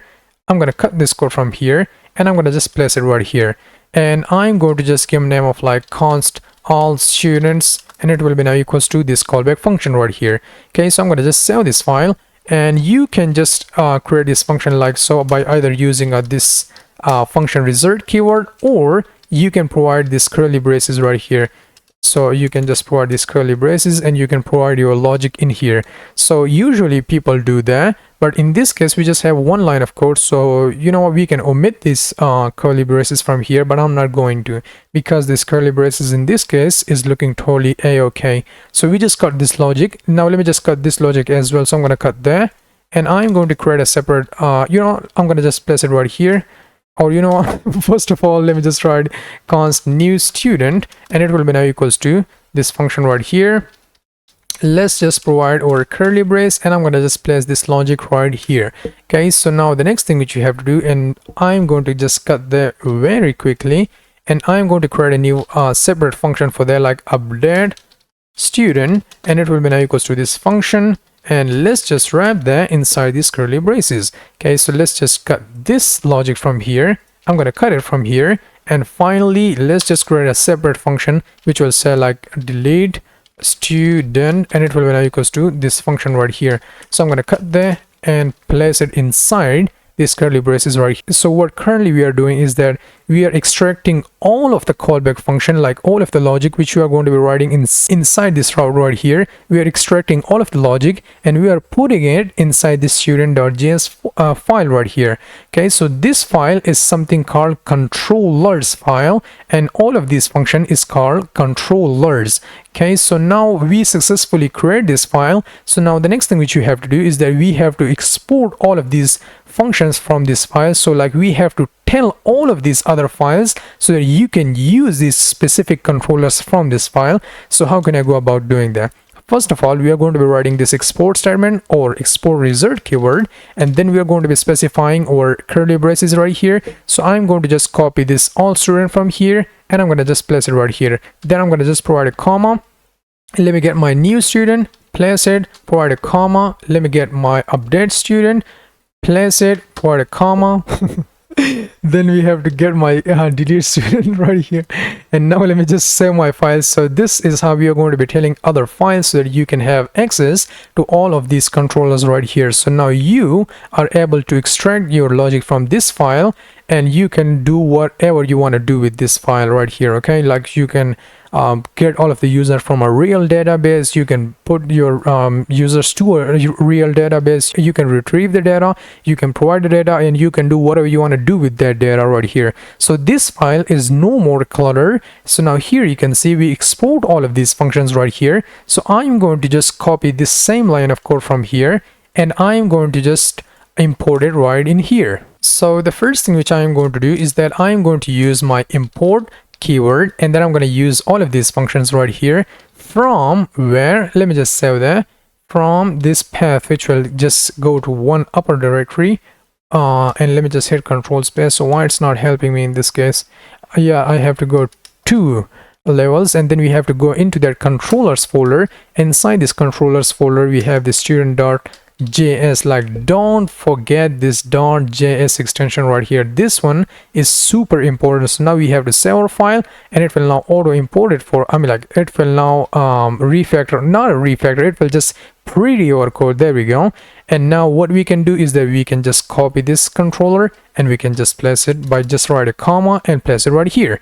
Then we have to copy it from here, place a comma, place this controller right here, copy it, and let me just place it right here. And finally we have this delete student and I'm going to just provide a comma and let me just place it right here. Okay, so let me just save my file. So this work is totally done, this work is totally done as well. So now let's just use this file inside our index.js file right here. So what I'm going to do is that underneath this Express.js I'm going to import my students from, let me just go one upper directory, just one, and then I'm going to go into the routes folder and then I'm going to get my student.js right here. Okay, so now I'm going to use app.use/students, and now here I'm going to just specify my students right here. So let me just copy that and let me just place it right here, copy it and place it right here. Let me just save my file and everything is working the way we expect him to work. But now let me just test this code and then I'm going to review all of that stuff. So here you can see we have this path. First of all we have to write this students path and I'm going to just specify it right here, the students. And let's just remove this / from here. I'm going to just provide my / one more time, and then we have to go to a specific route. Like in this case we want to go to this get method and we want to just specify this all method right here. So I'm going to just provide this all method, and here you can see we select our get method right here. I'm going to click on this button. It will now give us all of the students. So the first route is working the way we expect him to work. You can provide like Apple, we can provide like whatever kind of logic we want, we can put it inside this function right here.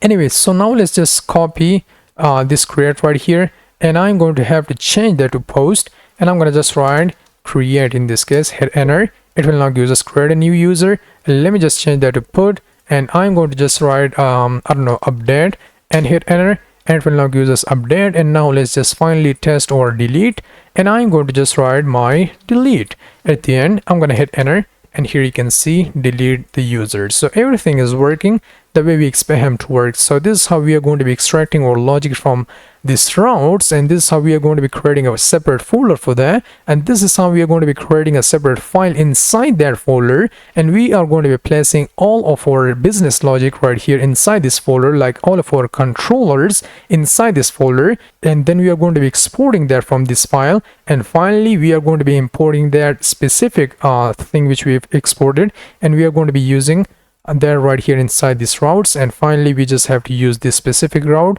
inside our app.js index.js file. So that was routing in Express.js. Alright, so that was it about controllers in Express.js. So now let's talk about a new topic which is called query. Let me just write query string. So now let's talk about a query strings in Express.js. So before we getting into a query string, or let me just get into a query string. So what in the world is a query string? A query string is the part of the URL that follows the question mark, like so, and it is used to pass data from the client to the server. Okay, so the query string consists of one or more value pairs separated by something called ampersand. And yeah, I know that was a lot of talking, where each key is separated from its value by equal sign. Okay, so that was a lot of talking. So now let me just delete all of that stuff. Like, let me just remove this routes folder, and I'm gonna also remove these controllers from here as well. So now let me just write some sort of a code, then you will get to know what I'm talking about. So let me just write app.get, and in this case we just want to provide a product right here, and let's just provide our request and responses right here, and I'm going to log to the console, or I'm not going to log to the console anything, and I'm going to just write response.send, and here I'm going to just get my response, okay, and I'm going to also render my request.query.category right here. So let me just save my file, and here what I'm going to do is that I'm going to just remove that, and I'm going to just write a product, and then I'm going to just provide a question mark right here, and then category, and it will be now equals to some sort of a category like Apple. I'm going to just click on this button, and it will now give us response okay, and it will now give us that specific category from this URL right here. Why is that? That's because of something called a query string. So as I said, that query string is the part of the URL that follows the question mark right here, and it is used to send data from the client to the server right here. Okay, so we are going to be sending our data from the client to the server by using the query string.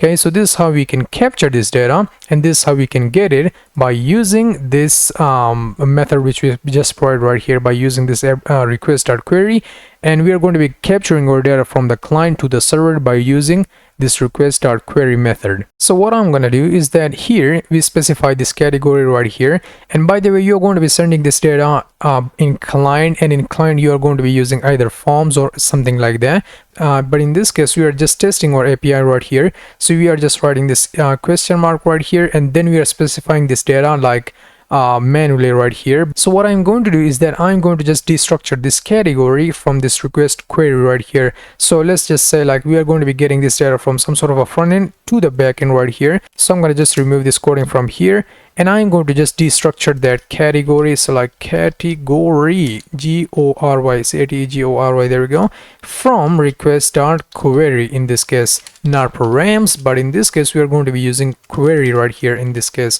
So I'm going to just write res.send, and here what I'm going to do is that I'm going to just provide like a product category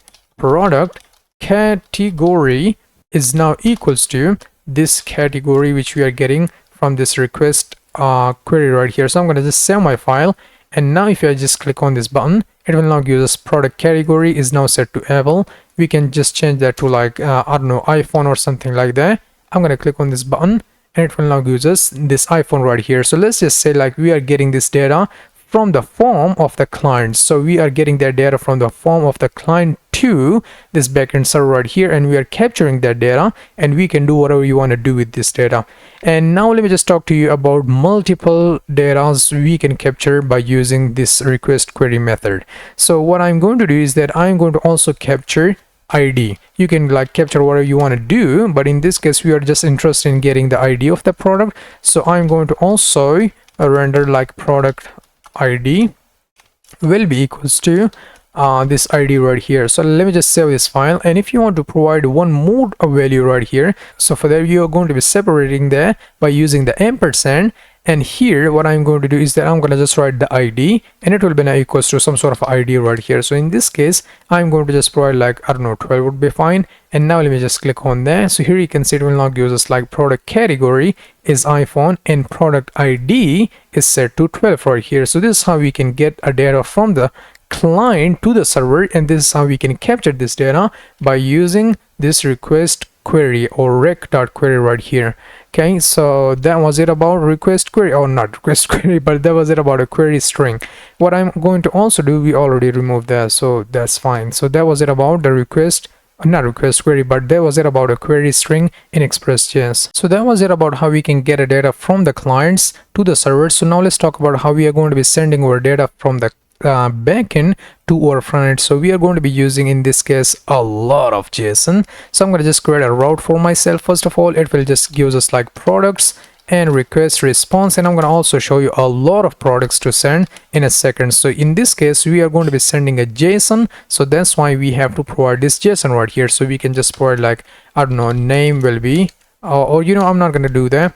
First of all, let me just create some sort of file, give a name of like products.js right here, and I'm going to just put my products right here. So like, let's suppose I'm going to just create a products right here, and inside that we are going to be creating different kind of products, but I'm going to just provide a title of like I don't know, some title like so, and I'm going to also provide a comma in here, and let's just specify, I don't know, company will be now equals to Nike or something like that. So now let me just export this data. So I'm going to just use export default and then products right here. So products, copy that, paste right here, save my file, and now let's just use this data right here inside this file. So what I'm going to do is that I'm going to just go up a level. I'm going to give a name of like products, and from let's just go up a level, and I'm going to just use my products.js right here. I'm going to save this file. Let me just copy these products from here, and I'm going to just place it right here, save my file, and let's just use our products right here. Come on, products. I'm going to hit enter, and here you can see it will now give us that array, and inside that array we have this JSON data right here. So we can just click on this raw, and it will now show us this data like so, and we are getting this data in this format. That's because of this extension, which is like JSON formatter or something like that. I'm gonna just click on that, and I guess it was that one. Let me just show you that. If you want to install it in your machine, so feel free to install that. If you don't, so that's completely okay too, you don't have to.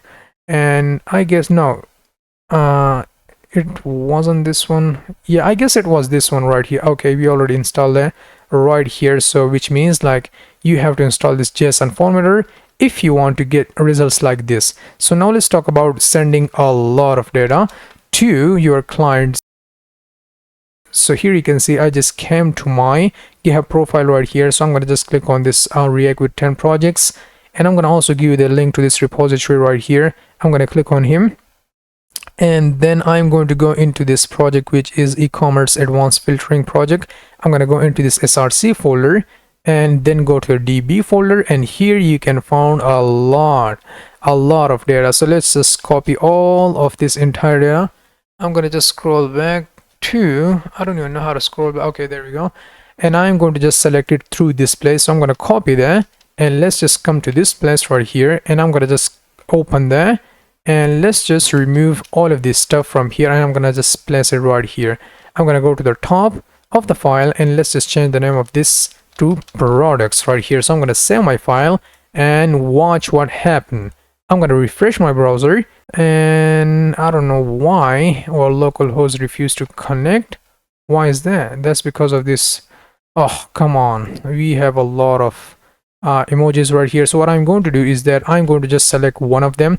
I'm going to just select one of them, and I'm going to just hold Control and hit D, and it will just select all of them. I'm going to remove this. Let's just save our file, and now let me just refresh it, and here you can see we have all of these products right here. So now we successfully create our API, and you can use that however you want. So there are a lot of things like the image of that specific item, the title of that specific item, the reviews, the previous price, the new price, the company name is Puma, and color, and also the category is sneakers. Anyways, so this is how we are going to be sending our data from client, from backend to the client by using this res.json and Express.js. So now let's talk about the middlewares in Express.js. So as the name suggests, that it will be some sort of a JavaScript function which we are going to be passing at the middle of the request and the response. So we would have some sort of a JavaScript function which we are going to be passing at the middle of the request and the response cycle. So let me just remove that, and now let me just talk to you in a really great depth of what in the world is a middleware. So a middleware is just a JavaScript function which takes 3 parameters. The first parameter it will take is a request, the second one it will take is the response, and the third one it will take is the next right here. Okay, so a middleware is just a regular function which we've been using throughout, which will take these 3 parameters right here, and it will do something. But before we do that, this function will do something. While it's doing that thing, we are going to be passing this function right here at the middle of this of this request and response cycle. Okay, so we are going to be passing this middleware right in here. Okay, so let me just remove that, and now let's talk about why in the world we are going to be using a middleware and why you should use it. So a middleware is a function, as we just saw a second ago, that has access to request response object of the HTTP request, and middleware function can perform operation on the incoming request. It allows us to modify our response object or even pass control to the next middleware function, which we will also see in a second. And middleware play a crucial role in Express.js framework because it allows developer to add functionality to the server application. For example, like you can create a middleware for like validating the user, or log some request to the user, or authenticate the user, or authorization. You can create middlewares for everything. So first of all, let me just create a middleware, and then you will get to know why in the world we are going to be using this middleware. Okay, so let's suppose we have this function right here, just a regular function, and I'm going to give a name of like user credentials, so CRENTIALS, like user credential right here. It will take the 3 parameters like request, response, and also the next, and you are already aware of all of these 3 right here. Okay, so now in this case I'm going to just log to the console like a user. Let's just write a username right here, and it will be now equals to some sort of like Alex or something. So I want you to just pretend like we are getting this data from a real user. So let me just get like, I don't know, email from the user. So I'm going to just write like alex21@gmail.com or something like that, and then we have another one which will be a password, and we are going to be getting like some sort of a password like alex222333 or something like that. And now the final, not a final, but let me just write console log, and we are going to be also getting the Alex age. So he will be like, I don't know, 19 or 18 years old or something like that. And now let me just write my next method right here. So this is how we can create our first middleware. So I want you to just pretend like we are getting this data, like this is a real data which we are getting from the user. Currently this isn't a real data, we are just using this data for like implementation purposes. So I'm going to just first of all use my console.clear to clear out my screen. So I'm going to just save that. Let's just remove that from here, and what I'm going to do is that I'm going to just pass this middleware function to this route right here, but I'm gonna have to change this route to something else. So I'm gonna just remove that from here, and I'm going to also remove this res.json from here and also from here as well. Okay, so we are going to be passing this middleware function right in here. So what I'm going to do is that I'm going to just write a user credential, and I'm going to provide a comma. So this is their function, like a middleware function which we are passing right here inside at the middle of our request and responses. So this is what we are currently doing. So first of all, if the user want to come to our site, so they will have to request to that site, and then if the user want to get into our site and they want to get some sort of a data from our site, like some sort of a response from our site, so we are going to be first of all creating a middleware to check if the user is valid user or authenticated user or something like that. Let's suppose if you want to go into the Google, or not a Google but Facebook or Twitter maybe, so we would just first of all request to the Twitter, and then Twitter will ask us our email address or I don't know, password and or edge and all of that kind of stuff, which I put right here. And you can get like more information, and you can create a separate middleware for something else, but this is just for demonstration purposes. If that credential is valid, then finally we are going to be showing that response to the user. If that's not valid, so we are not going to be showing any responses whatsoever to the user. So I'm going to just remove that. And here you can see we just create this function right here, we pass it right here as our middleware.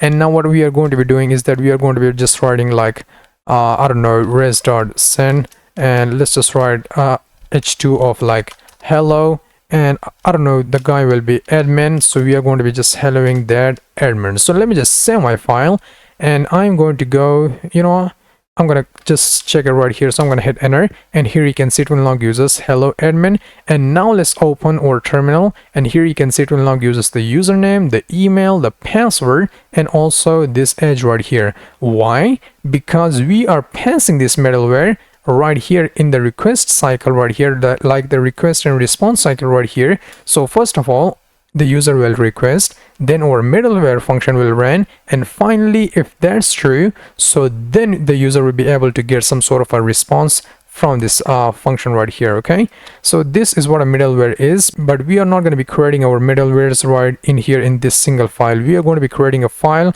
I mean, like, we are going to be creating a folder, and we are going to be giving some sort of a name of like middlewares, and I'm going to hit enter, and then we are going to be creating like some sort of a, I don't know, logs or something, logs.js, and I'm going to just put my middleware. I'm going to cut that from here, and I'm going to just place it right here, and I'm going to use export default and then user credentials. So I'm going to just export that from this file, and now I'm going to go into my index.js file, and let me just get my import and logs logs from, let's just go up a directory and one directory, and I'm going to go into my middlewares and then logs.js in this case, and then you know, I'm going to just copy the name and I'm going to just place it right here. So now if you save that, let me just use my console.clear to clear out the screen. So I'm going to just save that, save it one more time, and let's just refresh it, and here you can see it will now uses all of the user credential right here,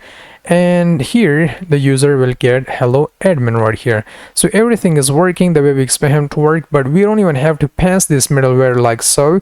We can use something called this app.use, and we can pass our middleware right here. So we have our user credential right here. So this app.use will allows us to run our middleware for every request right here. So let's suppose if you have like 1,000 other routes right here, so anytime the user hit that route, this credential, I mean, like, this middleware function will run. So don't believe me, let me just show you. I'm going to save my file.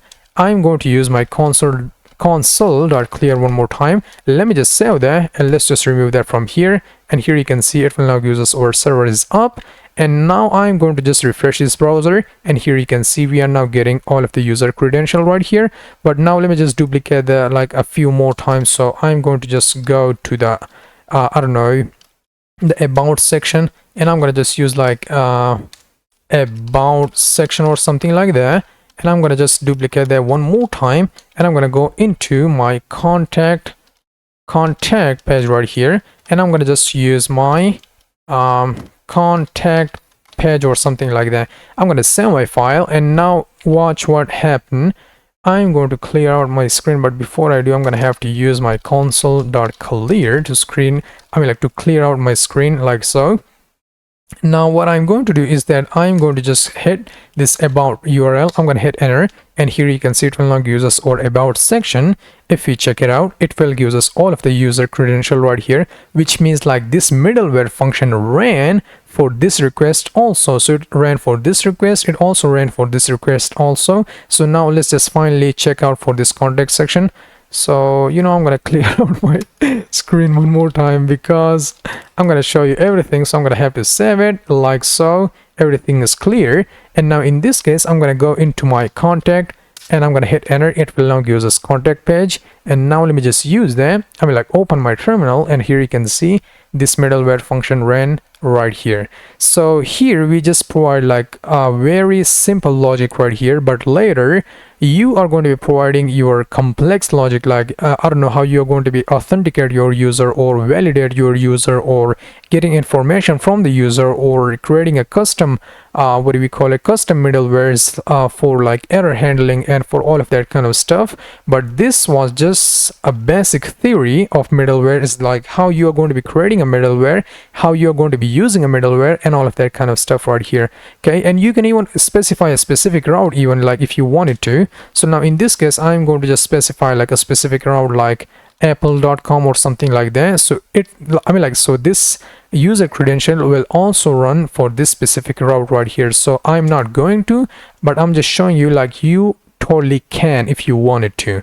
So we use this app.use method and then our middleware, and this function, this method will allows us to run our middleware for all of the routes which we are going to be heading.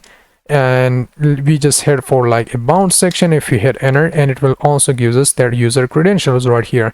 Okay, so everything is working the way we expect them to work, and that was it about middlewares in Express.js. So now let's talk about how we are going to be serving our static files using Express.js. So I'm going to just remove this coding from here. I'm going to zoom in a bit right here, save my file. And here I'm going to create a public folder, and inside this public folder we are going to be storing our assets file, like the front end file like HTML, CSS, JavaScript for the front end. But in this case I'm going to just go with index.html file and also style.css file and also that app.js file right in here. So what I'm going to do is that I'm going to just write my doc type HTML, and let me just write home and h1 of home right here. So this is going to be it for my doc type HTML, because in this case we just want to check like how in the world we are going to be rendering or serving this index.html file, app.js file, and all of that kind of stuff. So now let me just go inside there. So that's the first thing. Now the next thing which you have to do is that we have to import, let me just get my import the path from my path module right here. So this path module, I discussed that in a real great depth in my Node.js course. If you have already watched my Node.js course, so you are now master of this path module. Okay, if you don't, so you can watch the documentation or you can watch my video anyways. So now the next thing which we are going to be doing is that we are going to be using this app.use of express.static, and this is a built-in middleware function, and it allows us to serve our static files right here. Okay, so I'm going to just provide the path like which will be public. Okay, so we just want to provide this public folder, we just want to serve that into this static middleware. Like this is a built-in middleware in Express.js. It allows us to serve our static files right here. So next thing which you have to do is that we have to get some sort of a URL. So I'm going to just write app.get, and we want to just get all of that content once we get into our home. So I'm going to just use my request response, and in this case I'm going to use my res.send file. Okay, not just a send, but in this case we are going to be using something called a send file. And you know what, before we getting into all of that, let me just stop my server right here, and let me just clear the server right here, and I'm going to go into my node REPL right here. And what I'm going to do is that I'm going to just use like a const path from path, not from, because we're not allowed to use the ES6 module in the REPL. So we are going to be using this require method, and I'm going to just write a path right here, and I'm going to hit enter. And now I'm going to just use like path.join, and let's just use like process.cwd, which stand from the current working directory. And you know, I'm going to just hit enter right here, and here you can see it will give us that current working directory, which will be C users Hossein and then desktop and then my folder name right here in this case. So now in this case we can attach our static file. Like in this case I'm going to just go into upper directory, and I'm going to just provide my public folder, then /index.html file. So we just want to serve that. And now if I hit enter, so here you can see it will now join this public index.js, index.html file to this current working directory right here. Okay, so I'm going to just hold control and hit cc 2 times, and I'm going to use npm run dev one more time to start my server once again. Okay, so let me just hide that from here.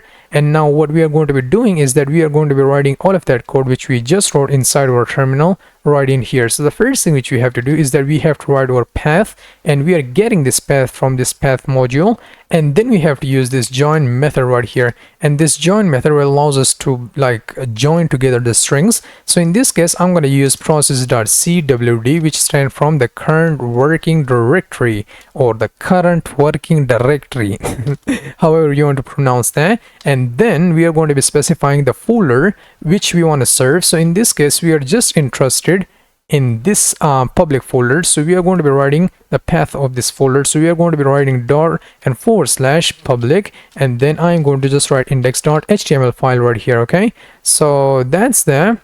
And now let's just save our file, and now let's just hit this route. What I'm going to do is that I'm going to open there, and let's just remove this about section and hit enter. It will now give us this home right here. Let's suppose if we change something from this home, like I don't know, I'm going to just change this home to like I don't know, home page, and I'm going to also add this emoji of timer. So I'm going to save there. Let's just refresh it. So here you can see it is now serving our index.html file right here on the server. And now let's suppose if you want to provide some sort of a styling, so I'm going to just use my padding of 0, margin of 0, box sizing of border box, and I'm going to just select my body and change the color, like a background color, to like totally crimson. Save my file, and I'm going to have to link it right here. So I'm going to use link in this case. And now I'm going to click on this one right here, style.css. And now if you refresh, now if you save our file, and now if you refresh, and here you can see our style.css is also totally working just fine. And now let me just also link there to my JavaScript function, JavaScript file. I'm going to link that to my app.js file. I'm going to save there. And now in this case, what I'm going to do is that first of all, let me just provide some sort of a button to work with, and I'm going to just write like click me, save my file. And now let me just get that button const button equals to document.query selector of button. And once we click on that button, so what do you want to do? We just want to log to the console, like I don't know, I'm going to just write like console.log you clicked me. I'm going to save this file, and now I'm going to refresh. Let me just open my console right here. I'm going to go into the console tab, and now if I just click on this button, so let me just click on this button, and it will now give us like you clicked me right here. So which means like we successfully serve our HTML file or CSS file and also our JavaScript file right here. So we serve them by using this path module, and also in this case you have to specify this send file, in this case like a send file, not just a send. And then we have to specify the path.join, and it will allow us to join a lot of strings. And then here first of all we are getting the current working directory, and then the second argument which we have to provide is the actual path of this public folder. And inside this public folder we have this index.html file, app.js file, and style.css file. So this is how we are going to be serving our HTML our static or public files to Express.js. So we are slowly getting into the final section of this course, which will be a template engine. So now let's talk about our template engines in Express.js and why you should care about that. So here I'm going to just go into this resources section, and here we have template engines right here. So I'm going to just click on that, and there are a lot of template engines right here. So we have Pug, we have Hamel.js, or I don't know, whatever you want to call that, and then we have this EJS right here, embedded JavaScript template engine. So I'm going to just click on that, and it will now brings us to this GitHub profile right here. So I'm going to just click on this link, which you can see right in here, http ejs.co, and here you can learn more about this template engine. And I'm going to also give you a full course of this template engine right here. So what in the world is a template engine and why you should care about it? So what in the world is EJS? So what is E for? Embedded, could be. How about efficient or elegant or just easy? EJS is a simple templating language that lets you generate HTML mockup with plain JavaScript. No religiousness about how to organize things, no reinvention of iteration of control flow. It's just a plain JavaScript. So use plain JavaScript, you can do that. Fast development time, that's cool. Simple syntax, awesome. Speedy execution, okay. Easy debugging, yeah. And active development, not sure about that. Okay, so we are going to be using this template engine for this section. So if you just click on this getting started button, so here you can see, first of all, we have to install it, and then we have to tell our Express.js that you have to use this EJS in your machine. So what I'm going to do is that I'm going to just copy this npm install in EJS. I'm going to stop my server right here. And now let me just install this EJS right here. I'm going to hit enter, and it will now install this EJS in my current Express.js file right here. And there we go. So here you can see now we successfully installed EJS right here inside our current folder. I'm going to just collapse there.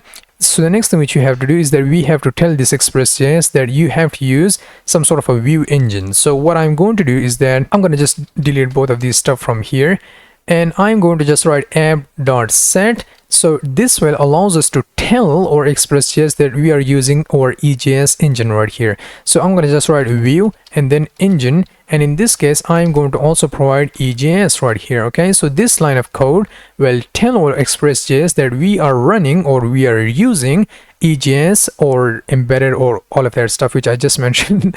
And now let's just also generate, or let's just also get our static files as well. So I'm going to use my, so we are not going to be working with this static files not that much, but now the next thing which you have to do is that we have to create a specific routes for ourselves. So I'm going to just delete this folder of product.js, and I'm going to also remove this middlewares from here as well. I'm going to just create a folder, give a name of like routes, and inside this routes folder I'm going to just create one simple route.js folder, file right here. And inside this route file I'm going to just get my Express.js from Express.js, and I'm going to also create my router. It will be now equals to express.router, like so. And then the next thing which you have to do is that we have to create our get method, which will go to a home, and then inside the, or you know what, I'm going to duplicate this line of code, and I'm going to also use my controller so that you will have a little bit of practice about their controllers. So I'm going to just create a folder for controllers, like so. And I'm going to just create a controller for home controller.js, and I'm going to also create a controller for about controller.js. And by the way, this is a convention. If you want to follow it, so feel free to follow it. If you don't, so that's completely okay too. First of all, you're going to be writing the thing name, and then once that's done, you have to provide this controller. So the first letter will, the C will be uppercase, and the rest of them will be lowercase. So this is a convention. If you want to follow along, so feel free to do that. If you don't, that's completely okay too. So inside this home controller, what do you want to do? We just want to get my const home controller, and it will be now equals to request response. And now let's just call our callback function.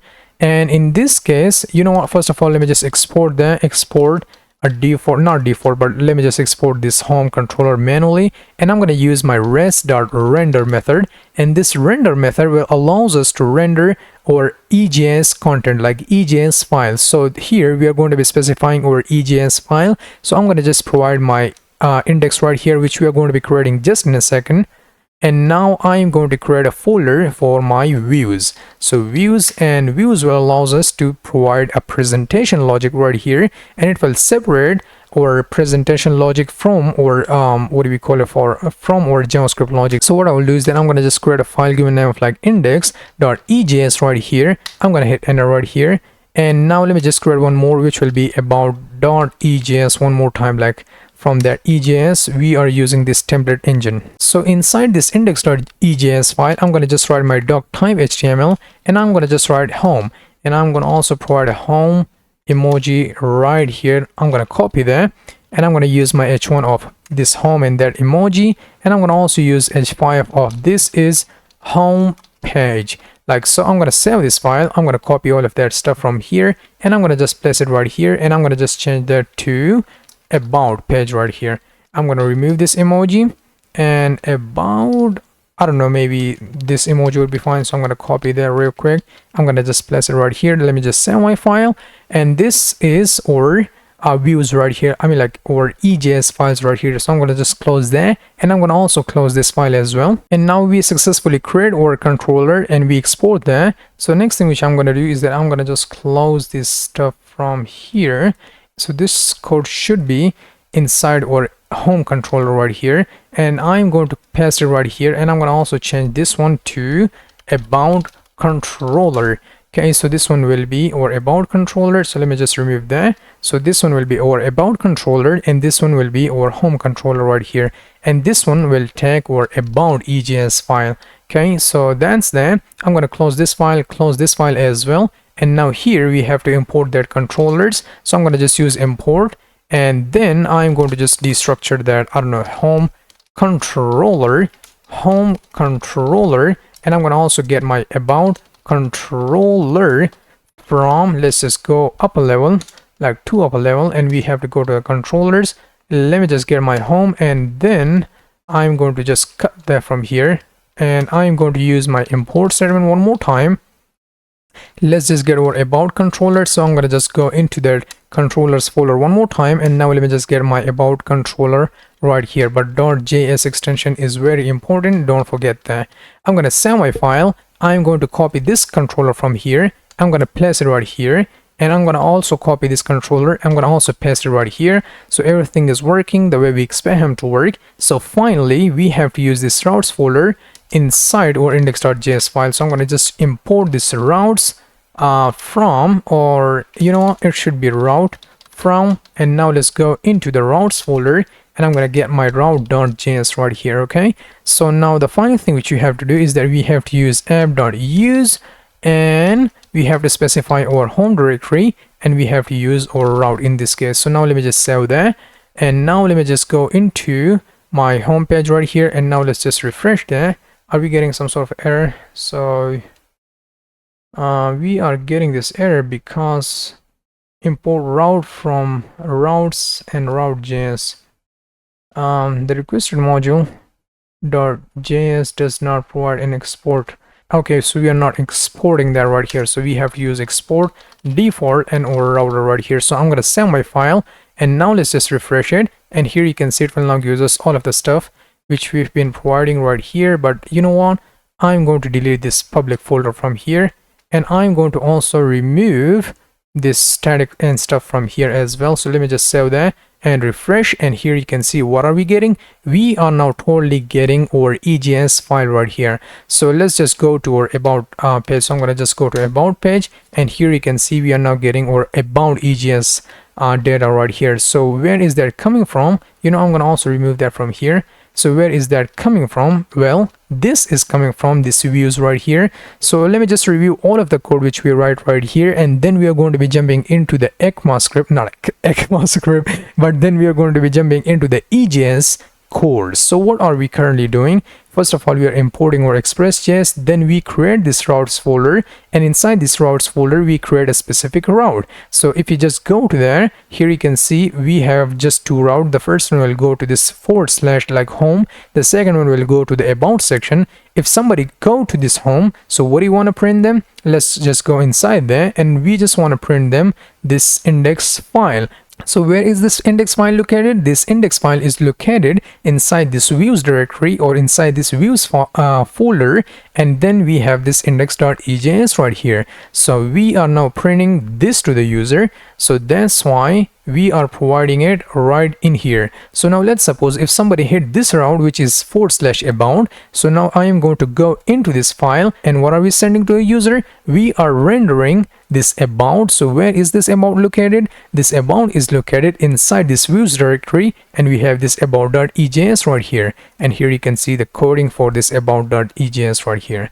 Okay, so this is how we are going to be making a setup for our template engine, and this is how currently things looks like. So now next we are going to be learning about EJS. Alright, so welcome to the EJS course. So I'm going to just double click on this file. I'm going to just remove this that kind of stuff, and the first thing which I'm going to be doing is that I'm going to be writing display display variable. There we go. So now if you want to display a dynamic content, or maybe just a variable, so first of all let me just go into my home directory right here, or maybe a home controller to be precise, and I'm going to just create a variable given name of like data, and it will be now storing this object, and inside this object we would have some sort of a name right here. So in this case I'm going to just set that to Hussein, and the next thing which I'm going to do is that I'm going to just provide this comma, and I'm going to just specify my data which we create right here. So we are just passing that data from there in here. Okay, so that's that. Now if you want to render this name which is set to Hossein right here inside our EJS. So how can I go about doing that? Well, the syntax will look like this. First of all, we have to write a less than sign, then the percentage sign, and it will be now equal to the variable name. Okay, so here we are going to be specifying the variable name, but before we do that, in HTML, if you want to open some sort of a tag like, I don't know, h1 or something like that, first of all, we are going to be writing our h1, and then if you wanted to close that, we are going to be writing this / and then this h1 right here. Okay, so this is how we are going to be opening some sort of a tag, and this is how we are going to be closing some sort of a tag in HTML. But in EJS, if you want to open your tag, so for that we are going to be using this syntax right here, and then if you want to close that, we are going to be using this percentage sign one more time, and then the is there a less than sign or greater than sign? So we are going to be using this sign right here. And so now in this case, we are now interested in providing this dynamic content, so we are going to be just specifying the name right here. Okay, so if I just write name, and now let me just save that, and let me just go to my home, and I'm gonna hit enter. So here you can see it will now give us Hossein right here, because here we are specifying this Hossein right here, and we are passing that data into this render method right here, and then we are rendering that Hossein, that name to this EJS content right here. So that's why we are seeing this Hossein right here. So let's suppose if you just write like 2 + 2, and now let me just save that, refresh it, it will give us 4. It will not give us this 2 + 2. If we just write this 2 + 2, let me just copy that outside from this syntax right here, which I just mentioned. Let me just pass this 2 + 2 right here, and now I am going to just save my file and refresh, and here you can see it will come on. I'm gonna have to provide equal to signs for just a separator. I'm gonna save my file. Now let me just refresh it. It will now give us 2 + 2, and then finally it will give us the result right here. So this area is responsible to render our JavaScript content right here. So we have extension for that. Let me just go into my, where is the extension? So I'm going to just go into my extension right here, and I'm going to just search for EJS right here. Okay, so if I just search for EJS, it will now give us, this amount of people install this EJS extension. So I'm going to just click on that, and it will now install this extension in my computer. And now we successfully installed this EJS extension right here, and now here you can see we are now getting this code highlights right here. So now if I write something outside from this EJS syntax, so it will not be highlighted, and if I write something inside this EJS syntax, so that will be highlighted. So you know what, I'm going to just remove that, and I'm going to just write like name.to uppercase like so, and I'm going to just run this method. I'm going to save that, and let's just remove that stuff. So I'm going to save that, and let's just refresh it, and here you can see it will now make it uppercase. And now let's just remove that uppercase from here, save my file and refresh, and it will now give us just our name right here. Okay, so this is how we are going to be rendering our basic HTML, our basic variable. So now let's just learn about how we are going to be doing our conditional rendering. So I'm going to just write conditional conditional rendering or conditional statement or something like that. So first of all, we are going to be writing our opening tag, then we would close our tag, and inside this tag what we are going to be doing is we are going to be writing our if statement, like if something is correct, so we are going to be checking that. Let's suppose if you just provide data of like, I don't know, user ID or something like that, if the user ID is set to 20, so what do you want to do? So we are going to be just writing our user ID is equal to 20, and now here we have to just open that right here. So if you want to close that, we are going to have to close that manually. So we are going to be using our opening tag one more time, and then our closing tag one more time, and in this case we are going to be closing right here. Okay, so this is how the current syntax will look like, and now I'm going to just specify my h1 right here, and I'm going to just write like a user ID right here, and I'm going to render my dynamic ID like so. So I'm going to just use my equal to sign in this case, and now let's just close that. I'm going to use my user ID in this case. So if that's true, let me just say that one more time. If our user ID is set to 20, so it will now give us the message of user ID, and it will also give us our user ID. If that's not true, so what do you think will be happening? So I'm going to just save this file. Let me just refresh that. It will now give us the user ID to 20, and let's suppose if we change that to like I don't know, 12 or something. So let's just save our file, refresh it, and here you can see we are not getting anything right here in our browser. So let's just change that to 20 one more time. So this is our first conditional rendering or our first if statement right here. So the next thing which we have to do is that we also have to learn about our else if block. So I'm going to just write like else if block right here, and I'm going to just write user ID, and it will be now equals to, I don't know, if that's equal to 30, we have to open that. And now if you want to close it, so we have to write a less than sign and then close it like so. I'm going to have to provide my curly brace right here, and now I'm going to just write h2 in this case, and user ID is set to, I don't know, I am going to just dynamically set the user ID to like let's just do our user ID like so, user ID, and now let me just close there like so. So I'm going to just save this file, and I'm going to just refresh it, and here you can see our user ID is set to 20. But now if we change that from 20 to 30, let me just save that and refresh, and here you can see it will now give us the user ID is now currently set to 30 right here. So if this condition is true, run this code. If this condition fails, check this condition. If this condition is true, run this code. If that's also not true, so the final thing which you have to do is that we have to write our else clause, we have to open that, and we have to close that manually like so. And I'm going to just specify this closing tag right here, and I'm going to use my h1 and I don't know, nothing or dot dot dot or something like that. I'm going to just save this file, and I'm going to just refresh it right here. It will still give us 30, but now I'm going to just change that to like I don't know, 2 or something. So I'm going to save my file, refresh it, and it will now give us this nothing right here. So this is how you can do conditional rendering in EJS. So I'm going to just highlight all of the code and comment there. Or you know what, I'm going to just delete all of this entire code, because you can find all of the coding in my GitHub repository, so you don't need that right here in this video. So now let's talk about the loops in EJS. So for loop, and by the way, you can also learn all of that stuff right here. So let's suppose I'm going to just click on that getting started button, or you know what, feature would be fine. And here you can see that if statement and else if statement, you can learn more about that if you wanted to, and you can also learn about this include and all of that stuff. So I'm not going to go into that much detail, but I'm going to just give you a little bit of taste. So I'm going to just now write a for loop. So if you want to write a for loop, we are going to be first of all opening our tag and close it like so, and then we have to use for I don't know, let I equals to 0, and I, let's just write I is less than 500, or not 500 but 10, and then I plus plus right here.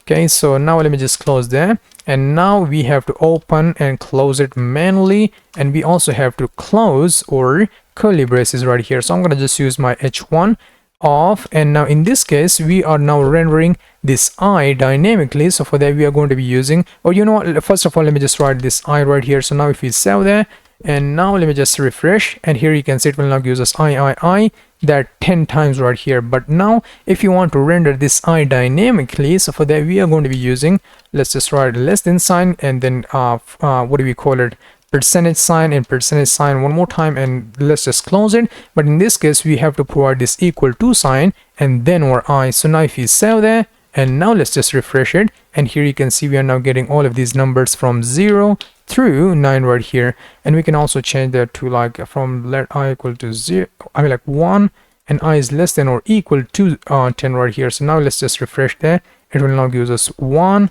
through 10 right here. So you already know all of that stuff. So that was a for loop. So now let's learn about the for in loop. So for that we have to generate some sort of a data, so then we will be able to work with that. You know, I'm gonna just use my less than sign and create some sort of a data like const data, and it will be now equals to I don't know, 1 2 3 4 5 or something like that. And I'm going to also provide this equal to sign, or you know, I'm not going to go into that. And now let me just use my for loop, which will be, let me just write this less than sign and hit enter, so it will just auto complete it for me. So we can use the for, and then we have for, I don't know, data in, or you know, for d in data, and I'm going to just close that right here like so, and I'm going to open and close that stuff one more time, hit enter and close it like that. And I'm going to just use my h1 of what do we call it, let's just use this syntax, and here we are going to be specifying this d right here. So now let me just save that, and it is now giving us 0 1 2 3 4 and I just messed it up right here. But anyways, you get the idea, like how you are going to be writing your for in loop and a for off loop and all of that kind of stuff.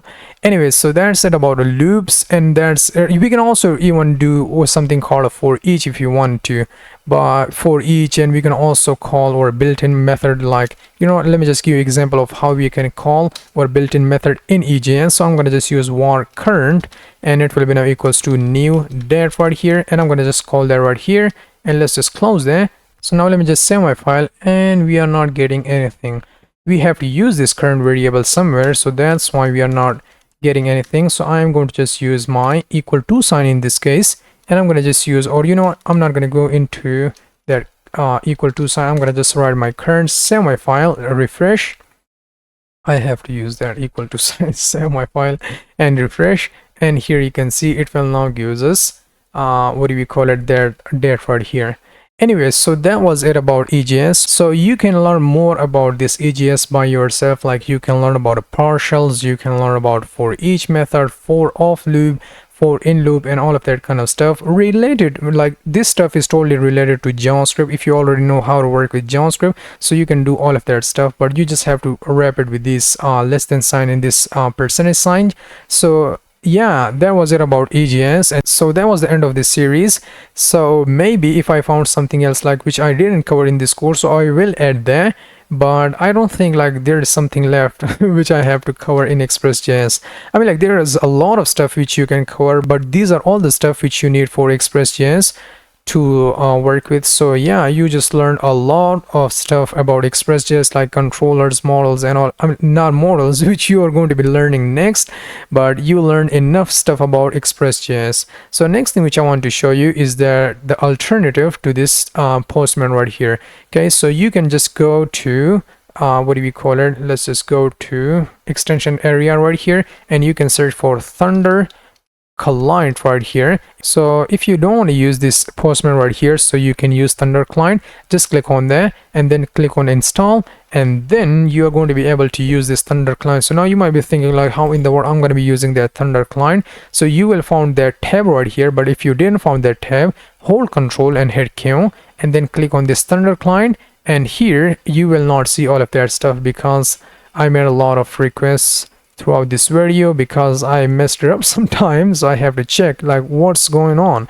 Okay, so that's why you're going to be seeing interface like that. You can create a new request, you can provide this activity, you can create a collection if you want to, and env is something which you are not going to be discussing not right now, and we are going to be discussing it in a new course which will be MongoDB and Mongoose course. If you guys are interested in that, so feel free to check out my YouTube channel and you will find all of the courses in there. I'm going to click on this new request right here, and the interface will look something like that. So what I'm going to do is that first of all, let me just give you a quick detour of that, and I'm going to just create a route right here like app.get, and I'm going to just provide this route, or you know what, I'm going to just change that to app.post in this case, and post would be fine, and I'm going to just use like request response, and I'm going to use like res.send data posted or something like that. So just a simple route right here which I created, so it will just go to the post route. And here if you want to change your method, so you are going to be clicking on this button right here, you can choose whichever kind of method you want. So in this case I'm going to just click on this post right here, and I'm going to have to close, or not close that, but I'm going to have to copy there. I'm going to place it right here, and now in this case I'm going to just write like I don't know, what was that, post, there we go. So I'm going to have to provide my post right here. So I'm going to just click on this button, and it will now give us data posted. You can provide your headers, you can provide the cookies, something which you don't have to worry about right now. You can check the result and also documentation. Oh, there's one more thing I realized that I didn't cover in this course, so which is called how we can send our data from our Postman or our Thunder client to this area right here. So if you want to post some sort of a JSON data, so here you can see you just have to either click on this button, or let me just open there. We already opened there, I guess. Yeah, we already opened there. Let me go back. And if you want to send a specific data to like post, let's suppose if you want to send data to this post right here, I'm going to select my post right here in this case. And if you want to send your data from this Postman, or so for these kind of stuff, you are going to be using forms and stuff, but in this case we are just sending a simple JSON data. So for that we are going to be just clicking on what do we call it, this body area, and then we have to click on this raw data, and in this case we are going to be choosing our JSON format right here. So in this case, let's suppose if I want to send some sort of a data, I'm going to just send my name like name, and my name will be equal to Hussein, and then I'm going to also provide my email, come on, or you know what, YouTube YouTube channel name. So I'm going to just provide my YouTube channel name right here, /YouTube, you know, youtube.com/Hussein web dev, and then we have to specify something else like I don't know, age or something like that, and I'm going to just set that to 18-year-old. Okay, like so. I'm going to have to remove them, and now if you want to send this data to API or Express.js, so we can just click on this button and it will now give us like data posted. But if you want to get this data, so for that we are going to be installing something called a body parser. But now let's suppose if you want to get that data from request.body, so now let's suppose if you want to get this name from that body, so I'm going to just write, you know, first of all, let me just destructure that. I'm going to just destructure this name, and I'm going to also destructure, so I'm going to write a YouTube and also the name, and it will be now equals to request.body in this case. And now let's just use res.send of this name and also the YouTube name and also the age right here. So you know, I'm gonna copy there and I'm gonna just place it like so, and let's just wrap it dynamically like that.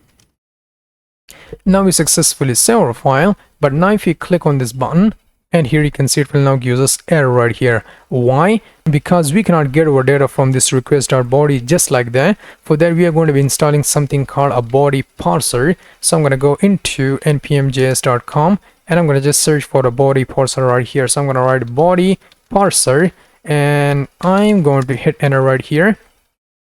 Let me just click on this body parser right here. And now here you can learn more about this body parser. If you want to install it, you can just click on there. So it is now saying like parse incoming request bodies in the middleware before your handler, available under the request.body, which we are currently doing right here. So that's why we are getting this error. So we have to first of all install that body parser right here. I'm going to hit enter to install that. So while it's installing, what I'm going to do is that here I'm going to write this syntax. Let me just show you that. We have to write this body parser right here. So we are not going to be using this syntax because we are using the ES6 modules. So we are going to be using this import and body parser from this body parser right here. So now we successfully did that. The next thing which you have to do is that we have to set that right in here. So I don't know why we are not getting there. We have to use this body parser and we have to use this JSON. Okay, so underneath there, I'm going to use it like so. I'm going to save my file. And now let's just run my development mode one more time, and it will now just start my development mode right here. And now let me just send this data one more time, and it is now giving us Hussein, YouTube, and also this link right here, and also giving us this edge right here. Okay, so this is how you are going to be sending your data by using the Postman, or you can send this data through this Thunder client right here. So let's suppose if you want to send this exact same data from here, let me just copy that and I'm going to just place it right here, and I'm going to just click on this send button, and it should have to give us, okay, so here you can see it will now give us this Hussein, it will also give us this youtube.com, and it will also give us this 18 years old right here.